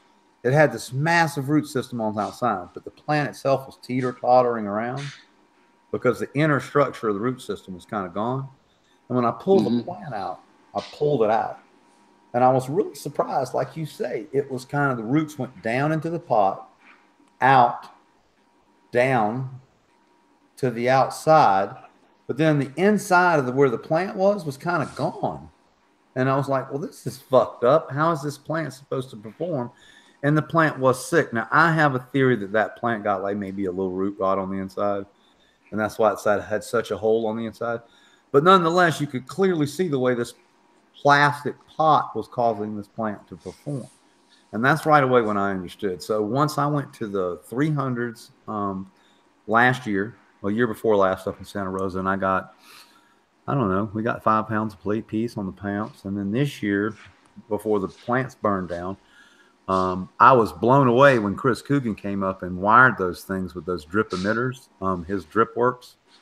So we had 300s on the hill, to remind you, and then 3 300s in the back of the garden. And then we had 6 600s, which you kindly donated to us, and they were those tan ones, the sand color, since they get a little cooler. And his watering system, the coils are different size. So the timer, when it's on, it provides the same amount of water to each one. So the 500s and the 300s can be watered, say, for 25 minutes and they're done. We had an awesome garden out there with your smart pots. I mean, I couldn't believe that year. We set them up. We did no-till. We did the cover crop. We put Chris Coogan's Riggins in there. Every other once in a while, we'd have to go water and feed on super hot days when it was 102 or some stupid shit like that. But on a general rule, I had a deck. I could oversee the garden. I could go out and look every morning. I'd hear the timer come on, and they'd water. And if it wouldn't have been for the fire, that soil had live worms crawling to the top of it. And I absolutely know we had enough soil in there to grow for 10 years. And the only reason we didn't use those is because, the stupid fire. And speaking of that, are you up in that area ever? That Northern California area? Where are you located? We're out here in Oklahoma City. You're in Oklahoma? Yeah. I was talking to Patrick Pooler with Heroes of the Farm. You've probably done business with him, as big as his farms are in Oregon. But he was in Northern California today, and you guys could look on his live feed and saw what he saw. Holy fuck. I mean, he was driving down the road, and from my road that comes from Mark West, which is Santa Rosa, it goes up over the mountain, and it goes to Napa Valley. And seriously, it still looks like the fucking aliens bombed the place. I mean, to be honest with you, it doesn't really look like just a fire. But anyway, I'm sure you knew a lot of growers up in the Northern California area that were affected last year, correct? Oh yeah, absolutely. Some personally, but I won't say a ton, but we knew a bunch through the company, through customers or through stores who they were, that sell our products and they were their customers. A lot of people affected on that, and they're still recovering. They're still trying to recover from it. Yeah, one of the most tragic events. Now you deal with Soil King up there in Cloverdale, correct, Patrick? Yeah, Patrick King. Yeah, absolutely. He's a great guy. Yeah. If you guys want to see Smart Pots in person, and we'll get a little bit more information from Charles here, but I know for a fact that Patrick has Taco Tuesdays. And I know your reps up there every Tuesday. So if you guys want to go see what a smart pot looks like and eat a taco and hang out with some really cool guys, and don't stick around the back of the building. It's a good time. So tell us, I mean, smart pots are everywhere, right? Every time I go into a warehouse and stuff, is there the smart pots in every dispenser? I mean, in every shop pretty much, right? We try to be. We're, as we like to say, we're the number one fabric container, the number one sought after, the brand name. But even with that, there's, I think last time I counted, there's about 54, 55 competitors out there. What's the difference, Charles? What's the big difference? The fabric, the construction. Our fabric is, you mentioned no-till growing and organic growing and people who are growing medicine. The Smart Pot fabric is BPA free, it's lead free, which if you're growing medicine, and really if you're growing anything that you're going to consume, I would think that should be pretty important. As a company, we actually tested our fabric and we tested a number of our leading competitors, and we found that about 75% of them had BPA in it, and half of them had lead in their fabric, and that's mostly because the fabric's made overseas and they get what they get. Our fabric's made from a manufacturing manufacturing plant here in the U.S. that we've been working with for about 20 years, and they work to our specs with plants in mind. That's what I'm fucking talking about, brother. USA. That's if I can't think of a better reason, is support locally. And then the fact that he's right. Who the fuck knows what's in a part that's unlabeled? I mean, there's no telling.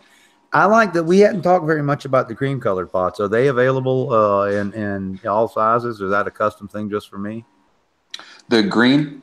Cream. We call that, what do we call that? Dirty tan. It's like a mix between the black and the tan. Yeah. When we came out with the tan, it was to deal with the hotter climates, people that are growing up, in full sun, intense sun, maybe in Nevada, Arizona, New Mexico, or just high altitude. And so the black naturally has UV protection in it. So the black is going to last longer in general than, say, a tan. And so what we did was we mixed our black fabric, or, it starts out as fiber, our black fiber, with our tan fiber to come up with this mix. And so it's going to stay cooler like the tan, but it's going to have that extra UV protection like the black.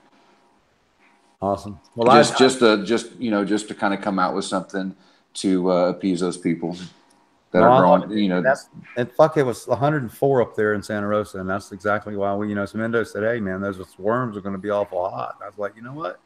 And that was cooler, man. It was a really nice. It really did work out good. Well, I need 4 150s, please. If I could place the order, you send me an invoice and I'll pay for them. All right. Because I appreciate all you've done for us. You've given us so many. I can't even believe it. And again, when you guys are checking out the garden, make sure he did a fancy custom embroidering with hell, my logo looks better than your logo, bro. I mean, yours is tight and shit. Mine's all like, damn. Yours is like pow. I was like, yeah, no, that's bad. When I worked with Will on that, and when it came out, when I first saw it, I was like, oh man, I don't know if our machine's going to do it, because we're not embroiderers. We make bags, but we have this machine, so hey, let's give it a shot. And no, it really turned out nice. I was really happy with how it turned out. The folks that did that did a great job. Actually, would you do me a favor, if you don't mind? Would you take a piece and sew it on theirs, and I'll put it on the wall? With your logo? Sew it on the bag? Make me a square, just a blank square with the bag, and I'll put it on the wall, mine and yours. I see. Oh, yeah. I'll frame it. Yeah, I can do that. Yeah, I'll frame it. Just give me enough to frame, and I'll put it on the wall in a nice frame. Right on. I'm proud of it. I'm not just shining. Yeah, I really am. When those things came, I was like, damn, Will, this guy's awesome. I mean, because I hadn't met you. The Mendo boys brought them to me up in Northern California. Herb Man and the Mendo boys, before they fucking took his ass out. And do you know those boys? Do you know the Mendo boys? No, one of our reps, Paul Lopez, knows those guys real well. The connection through Patrick King and Soil King, and so I've never personally met him, but what I always tell everybody is, I'm from Oklahoma. I'm obviously not a grower, and I don't pretend to be, but it's amazing, being with Smart Pots, because I get to meet some of the best growers out there, some of the folks like yourself and Mr. Soul, who, really worked hard to get to where we are right now. And so that's just, I just kind of met those guys through other connections. And it's really great to be a part of what they're doing and be a part of what a lot of people are doing. You're a fucking Ogie from Muskogee, and you deal with all these fucking rebel fucking pot growers. I tell you, the reason I brought Mendo Dope up, and I ain't ashamed to say it, man. These guys are so busy nowadays. I don't get to speak to them very often now, but you know, if you guys hadn't heard me say it live on TV, they're what's right about America. These are hard-working, honest kids. They have an amazing band, and they don't degrade women or sing about guns or violence or shit. They sing about their country and their ma and some plants. And they definitely have made Smart Pot a household name up in that region, especially for me, because I wouldn't know who you were if it wasn't for them. So shout out to Mendo Dope, who they're starting a new season. I just saw a post the other day that they're going to do what we're doing, Will. They got a whole bunch of strains. They got their logo. Yeah, You saw it? Yeah, You see yeah. it? Yeah. They got a dope deal up there, up They north. got a dope deal. Yeah, they got a dope deal. Yeah. Let's make a dope deal. Yeah, they're fucking awesome, right? So they're gonna sell their flowers up in Northern California, and some of it looks like some fucking TGA shit, and some of it looks like some other aficionado, and some of their own, and looks like they're gonna blow it out. And speaking of that, it sounds like Whit Charles, I cannot thank you enough for coming on the show, man. I mean, fucking supporter extraordinary. If you guys want to check them out, smartpots.com, correct? That's right, smartpots.com. Awesome. Let's talk this week. I'd like I say, let's make that piece of art. That's cooler than a poster. Let's make a little piece of sewn up, and I'll frame it in a really nice frame for the growth policy. All right, man. Hey, thank you so much for having me on here. I'll be in touch, guys. Thank you so much, Charles. Awesome seeing you again, Charles man. with Thank you. Smart Pots, supporter of I mean, he's in Oklahoma, but he's a damn supporter of the movement. You bet your ass. I ain't been in a garden in Northern California yet that ain't fucking full of his product. So that's fucking badass. All right, Will. So we're getting close. Yeah, we're there. We're there. We're there. We'll go buy some weed for my broken ass arm. I hope so. Yeah. I know so. And that's I mean, I wanna buy weed in Vegas now. That's the new thing. There we go. That's the new thing. We'll buy weed. Yeah. He said we can go up there. I guess we can go up there and start going around and seeing what weed looks like in Vegas. That'll be we're back on the road again. That'll be a hell of an experience. Watermelon shots. Watermelon shots. Fuck, I miss watermelon shots. Jesus Christ, we deserve them, right? Couple. Yeah, working every on. day. Working on. You know, one of the things that somebody said the other day to me, am I in much pain? You know what? I would say it's like a 2 as long as I don't fucking move my hand. It's really not bad. And I thank you for bringing that up before I talk about business a little bit. I'll give you a shout out, man. I did not take the pills. I did not take the pills. I did not take the pills. You're fucking awesome. Hell yeah. It's my ass. They gave me 2 big old whole fucking rims of morphine. That first one was like, oh yeah. I remember what the fuck this feels like.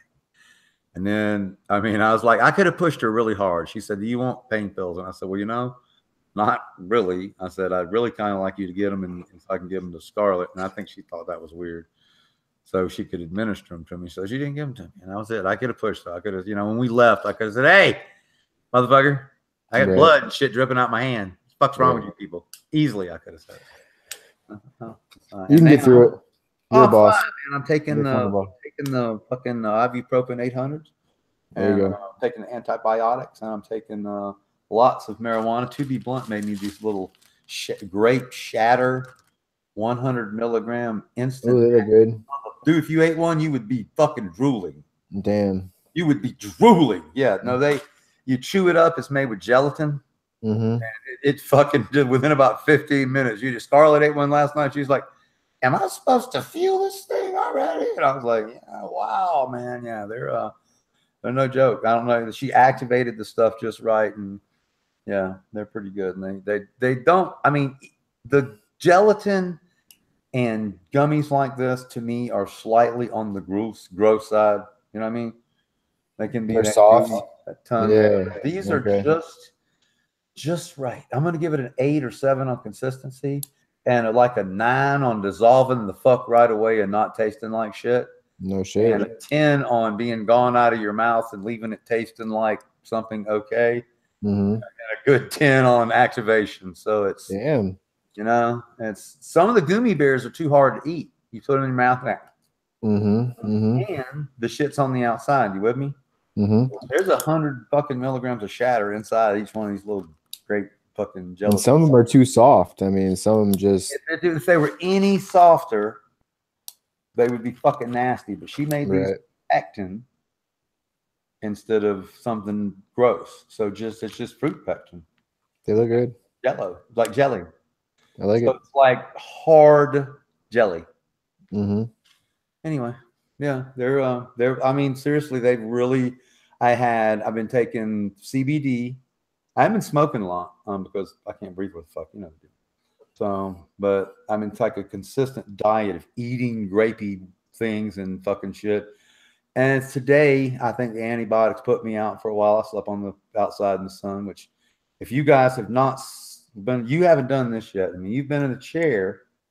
You know about the chair. I was in the chair today. Okay. We have a massage chair that'll take you to fucking. So badass. Dude, today on the second session, I thought I was in space with some fucking magic creature rubbing my back. Did you put your hands in yet? You haven't put your hands in, have you? No, I'm a little scared. Oh, well, you Especially can. this hand. I ain't put this hand in it. No, I was laying there, man, and it was like it was rubbing my shoulder blades and my neck, and it was going. But you got to go outside on the couch from somewhere, but either like from 9:30 to 11:30, which ain't gonna happen with you, or like in that afternoon hour. Because man, when the sun's coming from the sideways, you get on that outside couch and that fresh air. That's the best place for me in the world to sleep. I've given up sleeping in my bedroom. But I can go outside at like 10:30 and the sun's shining. It's like cold, but the sun's, you know what I mean? The sun's on your face and shit. You lay down there by Dabby, you're. I don't have too much longer of that either. You out, motherfucker. I was like, damn, that's just good. So it's gonna be getting hot soon. Yeah, that's what I know. She said April. Yeah, I'm ready. You got enough air conditioners. I'm ready, baby. This week, Red is gonna caulk okay. So if you guys don't know, especially for you craftsmen and the channel, you Weed Nerd craftsmen, the first guys that came to put my boot in. So this is a boot, is a grill on your ceiling. Okay, it's real simple. The piece that goes up into the sheetrock and the flange that is on the outside, there's 3/4 of an inch difference. So there's 3/4 of an inch fuck up area. And when I was like 12, 13 years old, I was supposed to be able to cut a hole in a ceiling. And a crooked hole is one thing, because the fuck up area covers it up, the flange. I call it the fuck up area. And even if you're really crappy, okay, even if your cut's like, because you're just a dumbass, you know, you kind of go, oh shit, I got to correct it. Right. You with me? You still can cover it up with the flange. These fucking idiots, man.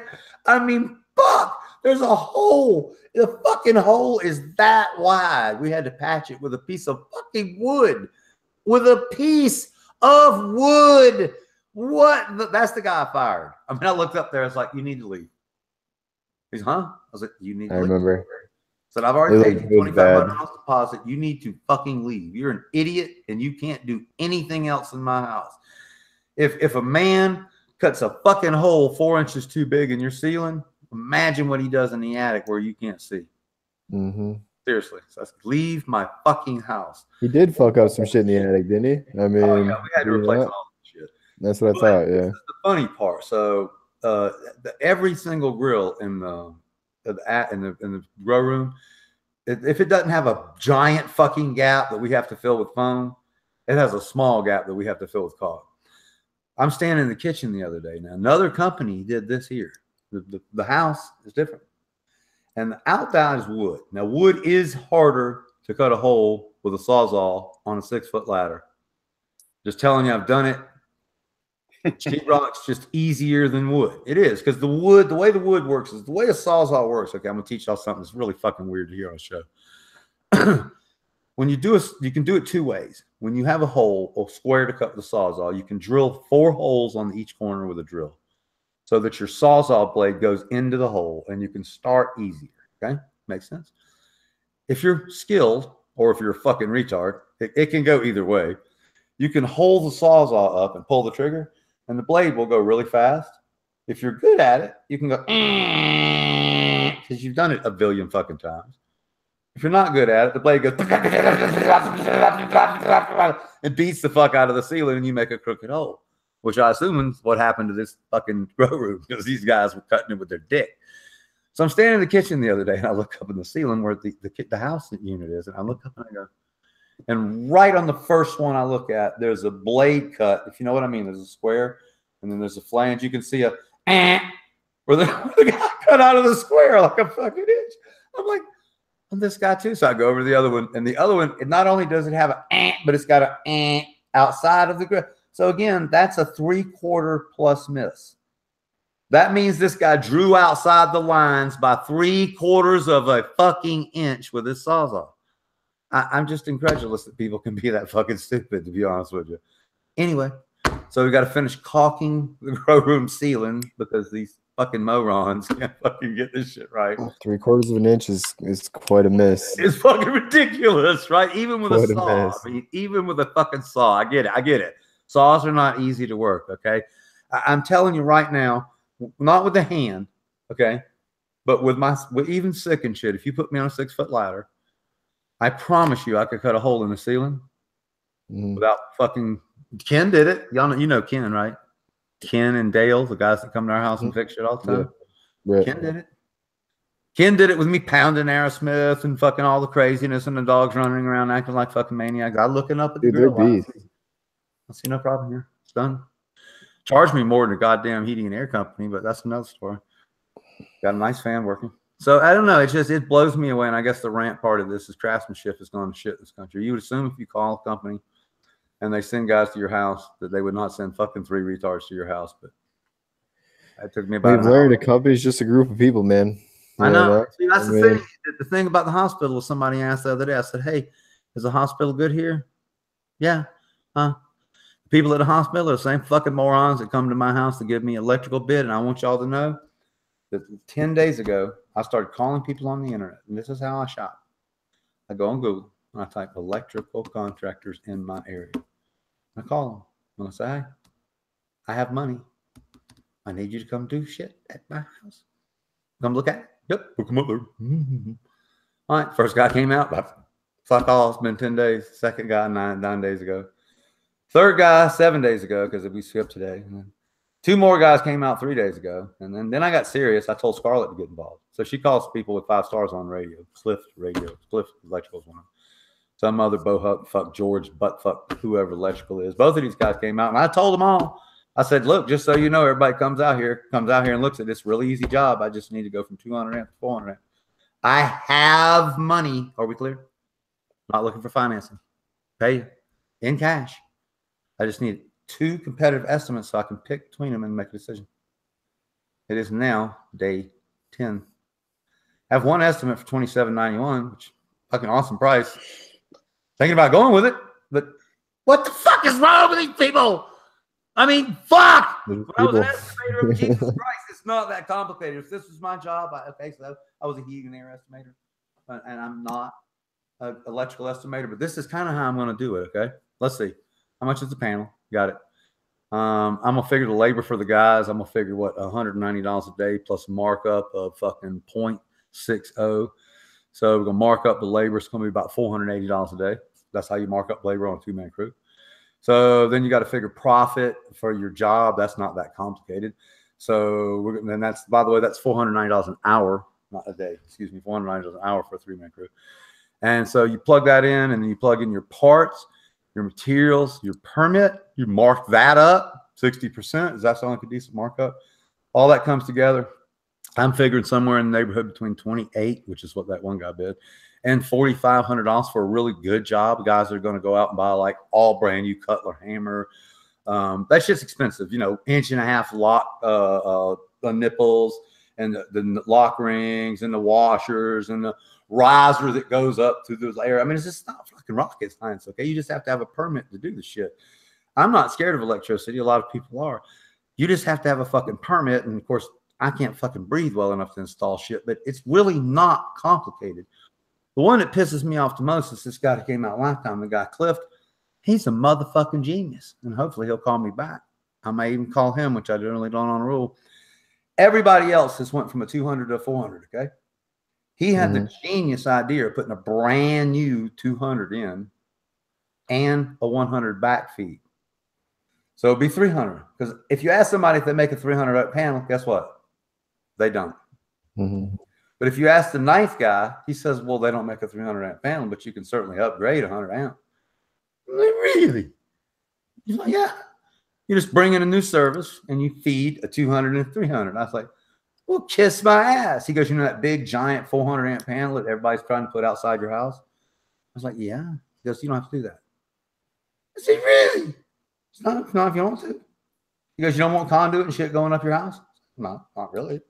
Like all the other dumbasses are going to, you know, feed the old one and then have a new one on the outside of the building, and the conduit goes up into the attic and feeds everything else. You got it? Mm-hmm. He's like, no, we'll just put a fucking 200 in where your old one is. Well, can I cut the wall open? I was like, hey, I got a dude that's fucking awesome with sheetrock. Trust me. Not me. I suck at sheetrock. But this other guy, he can fix the fuck out of it. So I was like, all right, we'll just cut the fucking thing open. But he did not call me back. Now, granted, he was a Friday morning. So we'll give him, you know. Right. He could have went off, got him a scotch, went and played golf. Maybe Monday morning he'll, because I told him, I said, dude, I said, none of these fucking electricians will call me back. I was quite sub-cool about it. Mm-hmm. He came in, I said, yo, what's up? Said, it's back. I said, we need something done. Everybody's been here. Really simple to me. Nobody wants to give me a price on it. Well, no. Like, I don't know. Let's go look at it. Here's what it is. We can put a 300 in. 300. Let's do it. Cool. Bam. Let's go. So we are now waiting for the second price. Once we get I think he'll call back. That's quite an idea for him not to call back. Jesus fucking Christ, man. These people, it's just like. I think he's going to call back. You know, the one that really cracks me up is the guy with, now he may not because he knows he's fucking high and shit, but there's this one guy that he always gives me shit when he comes here. He's like he's my dad or something. It's like I've known him 20 years. The first time he gave me a price, it was so fucking high. So this time when he came back, the guys didn't put the EFI fucking breakers in like they were supposed to. They also didn't pull a permit. I really don't give a fuck because from my angle, we have marijuana growing in the pool. Are we clear on my goal? Right? Big giant. They're tall as fucking Amy almost. So we're good. We got, my goal is accomplished. So he comes here. He's like, well, they did it all wrong. I'm like, easy, cuz, Mr. Green Jeans. You know? Mm-hmm. I was like, I called you for an estimate. I'm giving you a second chance. Don't give me shit. Yeah, but I would have done this all different. I said, yeah, but you wanted a shitload of money, yet I didn't have a shitload of money at the time. I had the same amount of money that those other guys had. Right. You were going to have to redo it. I said, you're going to have to redo it. He did. And I said, yeah, I knew that anyway. I said, if you give me shit one more time, you're going to have to leave. Because he was like he was chastising me. Damn. But he was doing it with a smirk on his face. And we had this really funny, like, fuck you, but it's okay vibe going on. You know what I mean? Like this New York thing. Mm-hmm. It really was. You know, I think he might be from New York, maybe. But he was just like I told him, he's like, at my house. I said, man, fuck you. Quit talking to me like that. And he didn't. Like, some people will go, excuse me, sir. Mm-hmm. You know, like the lady, the doctor lady, when the second lady charged me $300 for the hospital thing. Right. I was like, you gotta be fucking kidding me. And she's like, sir, you don't have to use that language. And I said, I'm sorry. Well, come on now, $600 fucking dollars. Exactly. I had to really bite my tongue. Because basically, you know, I went to the first hospital. Okay. Little fucking chick comes in. Before the doctor, before they know jack shit. Yes. Mm-hmm. You have a $300 deductible. Okay. Yeah, I know. Here. Okay. Here you go. Sign. Yeah. I'm bleeding. Okay. I'll sign on my left dick. Okay, cool. Then they come in, they look at it for a while, and they're like, okay, we need to transport you to another hospital. Do you want to take an ambulance? I was like, well, that costs $5,000. So no. I'll crawl first. He's like, exactly. Oh, crawl. Yes. Fuck you. Okay, well, we got to sell it. We got to send you to the next. It's upsell, yeah. Mm-hmm. We got to send you to the next hospital so you can meet with the finger doctor because there's no finger doctor here. And I'm like, all right, this is the point where I should have smacked them, but I didn't. So me and Amy got ready. We got salt in that hot dog. That was cool. Wiener Schnitzel. They make hot dogs with French fries and grilled onions and cheese, motherfucker. Are you kidding me? Before you think you're about to go into a surgery, I heard about that. I was hungry. You know? Hey, come on, it's gotta happen. So we get there, and the lady goes, did you eat? She said, that's the problem. You're going to have to be in surgery. Are you with me? Did you hear this? We have established the fact that this woman thinks I'm going to go in surgery. There's blood on the floor. The next lady, how long ago was it? I said, well, I hadn't eaten in like 14 hours because she's like, okay. So then they make me sit in the room for a good 4 hours. But before that happens, here comes Bobby credit card. Yes, sir. That's going to be $300. I said, what?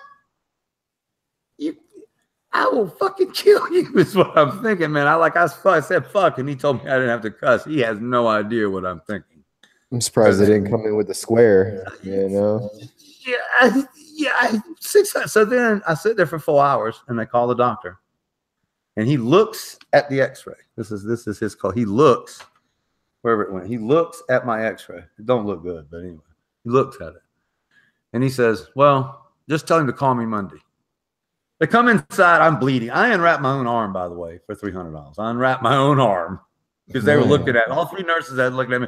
They said, well, let's look at it. I was like, okay, I'll unwrap it for you, stupid motherfucker. they their husbands are probably the electricians, just so you know. So, so I'm sitting there bleeding and shit. And so they're like, okay, so then there you go.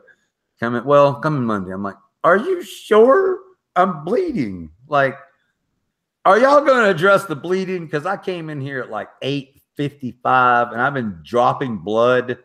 Like I dropped blood in your parking lot, in your waiting room, in that waiting room that you sat me on the bed, on my jeans, not in my truck because I was careful.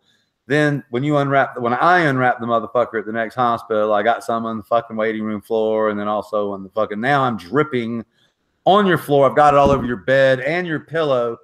So like before you guys like take on my credit card, can I see some blood flow stop? I was like, it was insane to be honest with you. To really be honest with you. They were like, they could have give one fuck for sure. And I did have my fuck hat on. I wonder if it's affected the situation. America's healthcare system right there at its finest. So fucking bad. And then so in the end, they're like, okay, you go home. So I said, wait a minute. So you transported me from one hospital to the next hospital. So you could make me sit there for 4 fucking hours with no water and nothing to eat. So you could fucking charge me $300. And you know that sling they put on my ass cost what, $150? Easily. You don't look on I'm gonna look on the fucking the insurance and look. Sid Avery in the channel. Love you, brother. So anyway, it just basically don't go to the doctor. I mean, I would have been better off now that I know this. I would have been better off going to the CVS, getting all this shit, wrap it up, and go to the fucking finger doctor. Swear to God. But the only thing they did was give me morphine and antibiotics, which I guess antibiotics are important. But there was no fucking help involved in this game. And I was a little blown away. I mean, really? I have really good insurance too, by the way. My insurance pays for everything. The reason my $300 deductible is because I have my deductible is up because it's the first of the year. You know what I mean? So I have to keep paying until it's made. So it's okay that I paid it. I have to pay it anyway. But it's incredulous that I was sitting there on a fucking gurney with fucking bandages in my lap, bleeding. And this fucking dude, he's more worried about fucking charging my credit card than the fact that I fucking was bleeding. I mean, of course. I got my pinky in onto my pants. I was like, this is really. It probably cost what, $3,000, $4,000 for me to book an appointment with a doctor and get 2 shots of morphine and some antibiotics. I was like, yeah, like what a little bit of a segue into that. I mean, I was at a dispensary not too long ago, and I seen this really old guy go in there, and you could tell that he was just smoking for pain or whatever he had going on. And when he walked out, he fell. But when he was, in the getting his meds, I mean, he probably spent $350, $400 for his meds, and I'm sure he's on some sort of assistance, whatever, making X amount, $500, $1,000 a month. And Jesus Christ, if they would just get it down to Schedule 2 and your insurance could pay for your cannabis, they're doing it in Canada right now, up to $6,000. You can get certain health things. I mean, I'm sure it's debilitating diseases right now, but Jesus fucking Christ, like they'll give you morphine, they'll charge you, they'll do all that shit, but you can't go to a dispensary and get your fucking weed. No, and and I will tell you, but what I am living on instead of Oxycontin or hydrocodone this is, y'all saw the X-rays. I mean, it's broken. It's got broken bones in there. Smashed. Let's smash the fucking bag. I did it. I'm an idiot. I'm not looking for pity. You call me a dumbass. Do not say I'm sorry. I'm a dumbass. But my point is, it would hurt like a motherfucker if I wasn't on about 400 milligrams of cannabis and a couple of CBD pills. Mm-hmm. And that's all I've taken. I'm taking ibuprofen 800, but that's, I didn't have to go into the fucking hydrocodone, and I guarantee you that's what they gave me. Mm-hmm. Easily. Oh yeah, for sure. That would have been so unfortunate. I mean, imagine somebody not in your shoes that doesn't have access to all that. Imagine how much pain they would be in. They're and getting they'd still be pills. sitting in a chair bleeding. They're getting pills. And I have to say that too, that, at least I can't afford insurance in this country. I mean, even though they gave me the fucking runaround, they treat me, they do treat me. The treatment is piss poor, but they treated me. Yeah, there's a lot of people in this country that just have no health care whatsoever, and they rely 100% on cannabis. My friend, my girl, if she didn't have cannabis, she would be in deep shit. She doesn't go to the doctor, and in fact, she did go to the doctor years ago, and they pepped her so full of pharmaceuticals and shit that it was fucking horrible for her. And so she relies on mass doses of cannabis. And the reason I bring it up is because the biggest problem she has is one simple amount.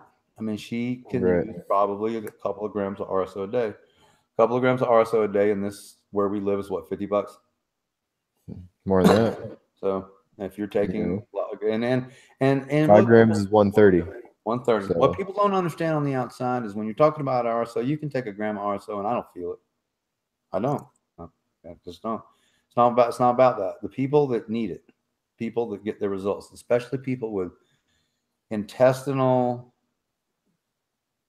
stomach, and digestive, all that stuff, for some reason, when their shit's really fucked up, when they take cannabis, especially cannabis mixed with the oil. So I've learned this recently, by the way. The reclaim I'm having, I should be getting like some lecithin or some really high quality oil, and I should be decarbonate with the oil, and the oil will go in my body, and it just makes it easier to disperse. Okay. Because in resin in your body, so you mix it with an oil that you can drink and just make it a little more palatable to your stomach and intestines. So it's a preparation of like John gave us some stuff that's 50-50 coconut oil and oil. Victoria really likes them. They dissolve really well in your body, and if you have intestinal problems like the spasm, which is one of the main problems, is from what I read and talk, is a spasm. You can take this stuff and it immediately fucking stops. So just imagine if your guts and shit were basically spasmed, and everything they ever gave you, which included Dilaudid and hydrocodone and opiates and morphines, fucked your shit up and made your turds turn like concrete. And there's this one thing that you can just take this capsule of, and it gets you better. And then all these motherfuckers won't let you have it. There's a stupidity in that. I mean, you're not getting high anymore. It's not about getting high. It's about taking a shit. We need somebody to test it, though. We need a government facility to test it. It goes back to exactly what you were talking about with Soul, that we need to get this shit approved. I mean, it's not even us. We can't do shit. They have to do it. Well, fucking what a show, guys. I mean, 9 o'clock, I'll be back in a little bit with the repo. But dude, Will, thank you, Madigar. I mean, goddamn, dude, Mr. Soul. Thank you. What a work, because this guy's he's not a savvy computer guy. I could see him getting frustrated. You see him his hands. He was so pissed off when I called him. He's like, God damn it, this headphones. Blah, blah, blah. I was like, look, man, it's gonna be okay. Just restart the computer. Life is good. Like, hit the wall, and you working through it. Yeah. I was like, don't hit the wall. I mean, Jesus Christ, what, to have me and Soul talking about the old days. Soul taught you guys how to feminize C's tonight on my show. Fuck. It's crazy. Drop the mic. Drop the motherfucking mic. So, really cool stuff. Only on the Weed Nerd. Only on the Weed Nerd. What else, buddy? You done? We're done. I'm good. Yeah. Badass show. Thank you. Hopefully we got some new Instagram Leafly. Posts and all that shit. Leafly next week. I seen that in chat. That's gonna be cool. Good job, Madigar. Holy fuck. Well, they want to come see the pool, and did they call you? not yet. We want to talk to them about a brand page. Call you. I know. And arrange a film crew and everything to come down there and do everything. Well, I'm doing my job. We'll see when they get here. Right now, they're just plants that are just 6 foot tall. So don't worry about it. Just it's okay. They'll be fucking trees soon. Don't you fuck. That'll be cool. But we talked. We thinking like 2 weeks. We'll talk about the Weed World articles afterwards. And all right, well that's a wrap. Sorry about the slow changes. It's a fucking pain in the ass. Having one hand, wrong hand. So, great show. Thanks for all the support. Almost 200 people tonight. This one's just. It was over. I seen like 260, 270. We don't know if we'll get the new channel on back. Not. We'll see. Never know that kind of shit. It's It'll be in a month. This time in a month. I'll call the lawyer again Monday. Lots of stuff going on Monday. I got to get my hand rebroke. Oh my god, I'm so fucking looking forward to that. They might just do the local anesthetic in your hand where you don't feel nothing. I hope so. It's like a beta blocker. Thanks, guys. Thank you. Peace, nerds.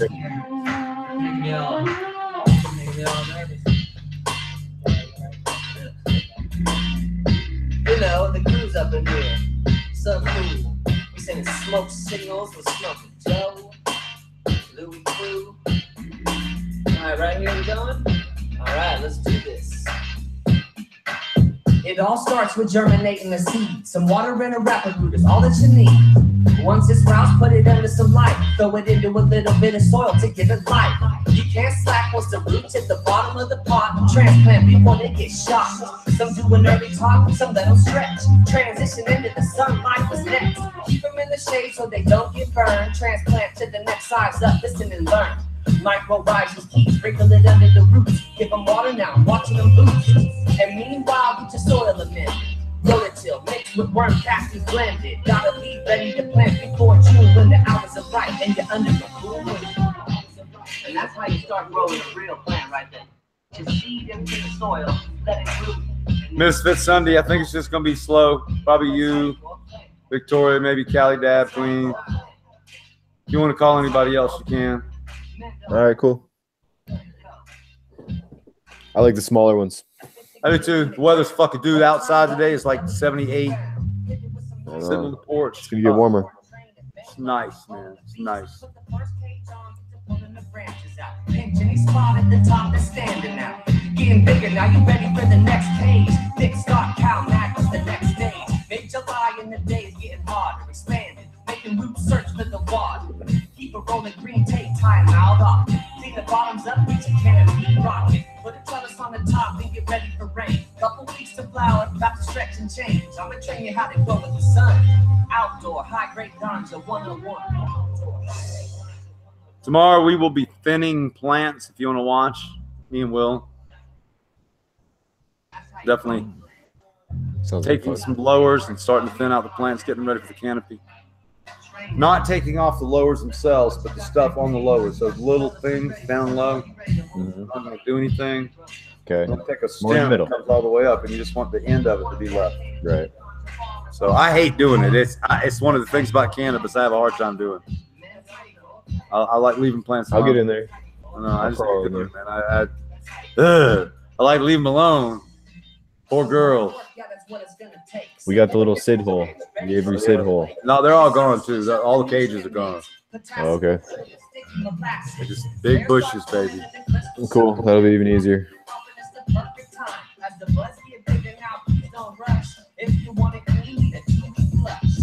Top coat is looking heavy and thick. Try comb turn and ready to pick. Here's the answer to the question they ask me. When I hang it, only cut off the fan. Give it to a place, no light and pitch black. Now let it dry until the stem snap. Break it down here, trim it straight into a glass. That's how you grow yourself a personal stack.